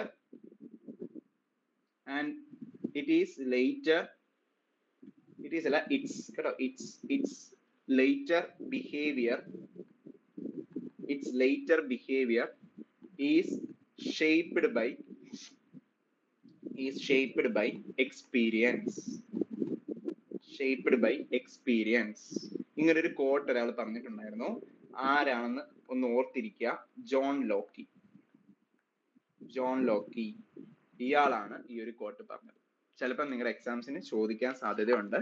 ഒരു കുട്ടി ജനിക്കുന്നത് ഒരു ബ്ലാങ്ക് സ്ലേറ്റ്, അവന്റെ mind എന്ന് പറയുന്ന ഒരു ബ്ലാങ്ക് സ്ലേറ്റ് ആണ്. പിന്നീട് എന്ത് സംഭവിക്കും? അവന്റെ ബിഹേവിയർ എന്ന് പറയുന്നത് എക്സ്പീരിയൻസ് ആണ് അവന്റെ ബിഹേവിയറിനെ ഷേപ്പ് ചെയ്യുന്നത്, അല്ലെങ്കിൽ എക്സ്പീരിയൻസ്, അവൻ ഫേസ് ചെയ്യുന്ന എക്സ്പീരിയൻസ് അനുസരിച്ചാണ് അവന്റെ ബിഹേവിയർ ഷേപ്പ് ആവുന്നത് എന്ന് പറഞ്ഞത് ആര്, അല്ലെങ്കിൽ ഈ കോട്ട് ആരുടെയാണ്, അല്ലെങ്കിൽ ഏത് സൈക്കോളജിസ്റ്റിന്റെ ആണ് എന്നൊക്കെ ചോദിച്ചു കഴിഞ്ഞാൽ ജോൺ ലോക്കിയുടെ ആണ് കേട്ടോ, ഓർത്തിരിക്കുക. പക്ഷെ ഇയാൾ ഒരു കൺസ്ട്രക്റ്റിവിസ്റ്റ് അല്ല, അതും ഓർത്തിരിക്കുക കേട്ടോ. കൺസ്ട്രക്റ്റിവിസ്റ്റ് ഫ്രെയിമിൽ ഒന്നും പറഞ്ഞൊരു ആളല്ല. So Tabula Raza or blank slate, അതിനെ പറയുന്ന ഒരു പേരാണ് കേട്ടോ ഇത്, ടാബുല റാസ എന്ന് പറയുന്നത്. Whose life is shaped entirely by experience. Okay, അങ്ങനെയാണോ ഈ കൺസ്ട്രക്റ്റിവിസ്റ്റ് ഫ്രെയിമിൽ പറയുന്നത്? അല്ലെങ്കിൽ a passive being who can be shaped and moulded into any form through conditioning. Passive being ഒരിക്കലും അല്ല. കൺസ്ട്രക്റ്റിവിസ്റ്റ് പറയുന്നത് ആക്റ്റീവ് ബീയിങ് ആണെന്നാണ്. ഇവിടെ കണ്ടീഷനിങ് എന്നും പറയുന്നുണ്ട്. അത് കൺസ്ട്രക്റ്റീവ്സിന്റെ അപ്രോച്ച് അല്ല, ബിഹേവിയറിസ്റ്റിന്റെ അപ്രോച്ച് ആണ്. അപ്പൊ അത് എടുക്കരുത്. ഇയാളെന്ന് ഞാൻ പറഞ്ഞു, ഇയാള് എന്താണ് കൺസ്ട്രക്റ്റീവ്സ്റ്റ് അപ്രോച്ച് പ്രൊവൈഡ് ചെയ്യുന്ന ഒരാളല്ല. പിന്നെ ഉള്ളത് നാലാമത്തെ, A problem solver and A scientific investigator. തൊട്ട് മുമ്പിലത്തെ ക്വസ്റ്റ്യൻ ആണ് ഇത്. സയന്റിഫിക് ഇൻവെസ്റ്റിഗേറ്റർ അല്ലെ. ഇൻവെസ്റ്റിഗേറ്റർ എന്ന് ഞാൻ പറഞ്ഞു എന്താണ്, എക്സ്പ്ലോർ ചെയ്യുന്നു. കുട്ടി എക്സ്പ്ലോർ ചെയ്തിട്ട് എന്ത് ചെയ്യാണ്, തന്നെത്താനെ നോളജ് കൺസ്ട്രക്ട് ചെയ്യാണ്. സോ ഇവിടെ ഏറ്റവും ആപ്റ്റ് ആയിട്ടുള്ള റിസൾട്ട് എന്ന് പറയുന്നത് ഇതാണ്. ബിക്കോസ് പ്രോബ്ലം സോൾവിങ് എന്ന് വെച്ചാൽ എന്താ, കുട്ടിയുടെ മുമ്പിൽ ഒരു പ്രോബ്ലം, അവൻ എന്ത് ചെയ്യുന്നു, ആ നോളജിനെ അല്ലെങ്കിൽ ആ പ്രോബ്ലത്തിനെ അവൻ എന്ത് ചെയ്യുക, പ്രോസസ് അപ്രോച്ച് അല്ലെങ്കിൽ ആക്റ്റീവായിട്ട് അവന്റെ ആ ഒരു നോളജ് കൺസ്ട്രക്ട് ചെയ്തുകൊണ്ടിരിക്കുക, എന്താണ് ആ പ്രോബ്ലം എങ്ങനെ സോൾവ് ചെയ്യാം എന്നുള്ളതൊക്കെ. അതുപോലെ തന്നെ സയന്റിഫിക് ഇൻവെസ്റ്റിഗേഷൻ ആണ്, എക്സ്പ്ലോർ ചെയ്യുന്നുണ്ട്, ഡിസ്കവർ ചെയ്യുന്നുണ്ട് അവൻ ആ ഒരു പ്രോബ്ലത്തിന്. സോ നാലാമത്താണ് answer. Okay, next one, a teacher's role while using cooperative learning in her class അല്ലെ. അവരുടെ ക്ലാസ്സിൽ ടീച്ചർ എന്ത് ചെയ്യുന്നു, കോപ്പറേറ്റീവ് ലേണിംഗ് യൂസ് ചെയ്യുന്ന സമയത്ത് അവരുടെ റോൾ, ആ ടീച്ചറിന്റെ റോൾ എന്താണെന്നുള്ളതാണ്. ഓക്കെ, ഒന്നാമത് നോക്കിയാൽ is to be silent spectator and let children do what they want. അങ്ങനെയാണെങ്കിൽ പിള്ളേർ തലയിൽ കയറി നിരങ്ങും. അപ്പൊ അതല്ല. അടുത്ത is to leave the class, is to leave the class and let the children work on their own. അങ്ങനെയാണെങ്കിൽ പിന്നെ അതൊരു ചന്തയായി മാറും. അപ്പൊ അതല്ല. ഓക്കെ, രണ്ടാമത്തെ അല്ല. അടുത്തത് is to be supportive and monitor each group. അത് ഓക്കെ ആണ്. അടുത്തത് is to support the group which has the bright and talented children. കൊള്ളാം. ഇതെന്ന് പറഞ്ഞാൽ എന്താണ്, അവിടെ ഒരു ബയാസിങ് ആണ്. കാരണം ബ്രൈറ്റും ടാലന്റഡ് ആയിട്ടുള്ള ചിൽഡ്രന്റെ ഗ്രൂപ്പ്സിനെ മാത്രം സപ്പോർട്ട് ചെയ്യുക എന്നുള്ളത് അത് നടക്കുമോ? നടക്കത്തില്ല. സോ ഓപ്ഷൻ 3 ആണ് ആൻസർ. എന്താണ്, ഓരോ ഗ്രൂപ്പിനെയും സപ്പോർട്ട് ചെയ്യുക, മോണിറ്റർ ചെയ്യുക. അതാണ് ഒരു ഐഡിയൽ ടീച്ചറിന്റെ റെസ്പോൺസിബിലിറ്റി എന്ന് പറയുന്നത്. ഓക്കെ ആണല്ലോ. ശരി, next one, 27. Which of the following statements denotes the relationship between development and learning correctly? Okay, ഇതിനകത്ത് ഡെവലപ്മെന്റും ലേണിംഗും തമ്മിലുള്ള റിലേഷൻഷിപ്പ് കറക്റ്റ് ആയിട്ട് പറയുന്ന സ്റ്റേറ്റ്മെന്റ് ഏതാണെന്ന്. വെരി ഈസി ആണ്. Development and learning are not related. Not related എന്നാണ് ഞാൻ പഠിപ്പിച്ചത്. അല്ല, ഡെവലപ്മെന്റും ലേണിംഗും എന്താണ്, റിലേറ്റഡ് ആണ്. Okay, learning takes place irrespective of development ആണോ? അതും അത് തന്നെയാണ്. ഡെവലപ്മെന്റും ലേണിംഗും തമ്മിൽ ഒരു റിലേഷനും ഇല്ലെന്നാണ് പറയുന്നത് ആ ഒരു സ്റ്റേറ്റ്മെന്റ് വഴി. ഇറസ്പെക്റ്റീവ് ആണ്. ഓക്കെ, അതായിട്ട് ഒരു റിലേഷനും ഇല്ലെന്ന്. അപ്പൊ ഇതുമല്ല ഇതുമല്ല. Next, rate of learning far exceeds the rate of development. Okay, എന്ന് വെച്ചാൽ എന്താണ്, rate of learning rate of ഡെവലപ്മെന്റിനേക്കാൾ ഭയങ്കര മുമ്പിലാണെന്നാണ് പറയുന്നത്. അല്ല. അടുത്തത്, development and learning are interrelated and interdependent. അപ്പൊ ഏതായിരിക്കും? ഓപ്ഷൻ 4. ഓക്കെ, നമ്മൾ ഓൾറെഡി ഡിസ്കസ് ചെയ്തതാണിത്. നെക്സ്റ്റ് വൺ, അക്കോർഡിംഗ് ടു പിയാഷെ സ്പെസിഫിക് സൈക്കോളജിക്കൽ സ്ട്രക്ചർ. ഓർത്തോണേ, സ്പെസിഫിക് സൈക്കോളജിക്കൽ സ്ട്രക്ചർ. ഓർഗനൈസ്ഡ്, അതായത് സ്പെസിഫിക് ആയുള്ള സൈക്കോളജിക്കൽ സ്ട്രക്ചർ നമ്മൾ പറയുന്ന വേറൊരു പേര് organised ways of making sense of experience. കണ്ടോ, organised way of making the sense of experience. നമ്മുടെ എക്സ്പീരിയൻസ് സെൻസിനെ നമുക്ക് ഓർഗനൈസ് ആയിട്ട് എന്ത് ചെയ്യുന്നു, അടുക്കി അടുക്കി വെക്കാൻ സഹായിക്കുന്ന ആ ഒരു specific psychological structure are called. ആ ഒരു സ്പെസിഫിക് ആയുള്ള സൈക്കോളജിക്കൽ സ്ട്രക്ചറിനെ എന്താ പറയുന്നതെന്ന്. First one, mental tool. 2, schema. 3, images. 4, mental map. ഇതിൽ ഏതായിരിക്കും ആൻസർ? 2. Very good, schemas. അത് തന്നെ, അതാണ് ആ ഒരു മെന്റൽ സ്ട്രക്ചർ. അറിയാലോ, ആ ഒരു മെന്റൽ സ്ട്രക്ചർ അതാണ് സ്പെസിഫിക് സൈക്കോളജിക്കൽ സ്ട്രക്ചർ. അതാണ് സ്കീമാസ്. ഇപ്പൊ പിയാഷെ പറയുമ്പോൾ തന്നെ മനസ്സിൽ ഓർമ്മ വരണം, സ്കീമ, അസിമിലേഷൻ, അക്കോമഡേഷൻ, ഇക്വിലിബ്രേഷൻ, പിന്നെ 4 സ്റ്റേജസ് ഉണ്ടായിരുന്നു. അതൊക്കെ മനസ്സിൽ ഓർമ്മ വരണം. Next one, with an appropriate question or suggestion, the child's understanding can be extended far beyond the point which she could have reached alone. Okay, എന്താ പറയുന്നത്? With an appropriate question, ഏതെങ്കിലും ഒരു appropriate question അല്ലെങ്കിൽ സജഷന്റെ കൂടെ എന്ത് സംഭവിക്കുന്നു?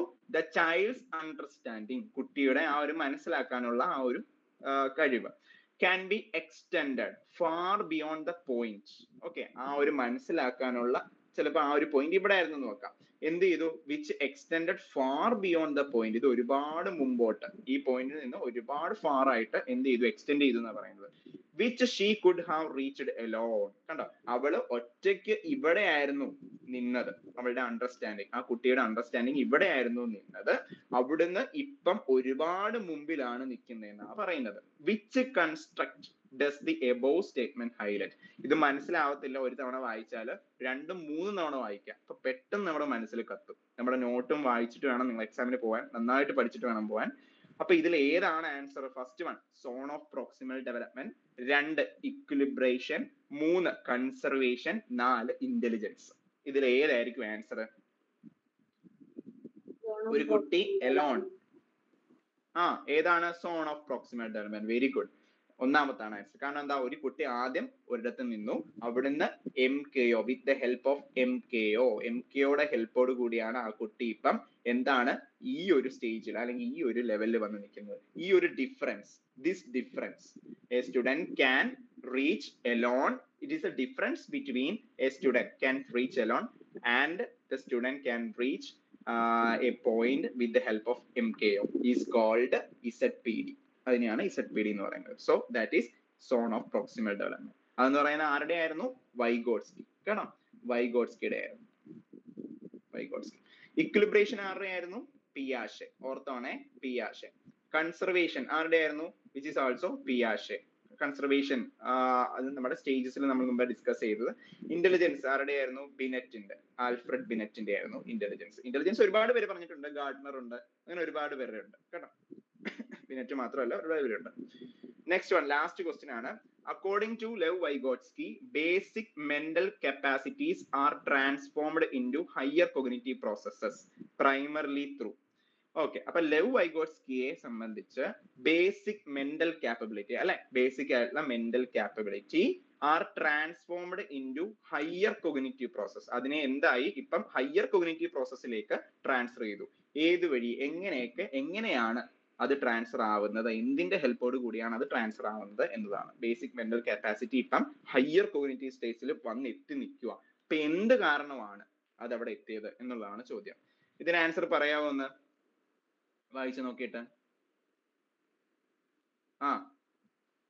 വൈഗോട്സ്കിയുടെ തിയറിയുടെ പേര് ഓർത്താ മതി.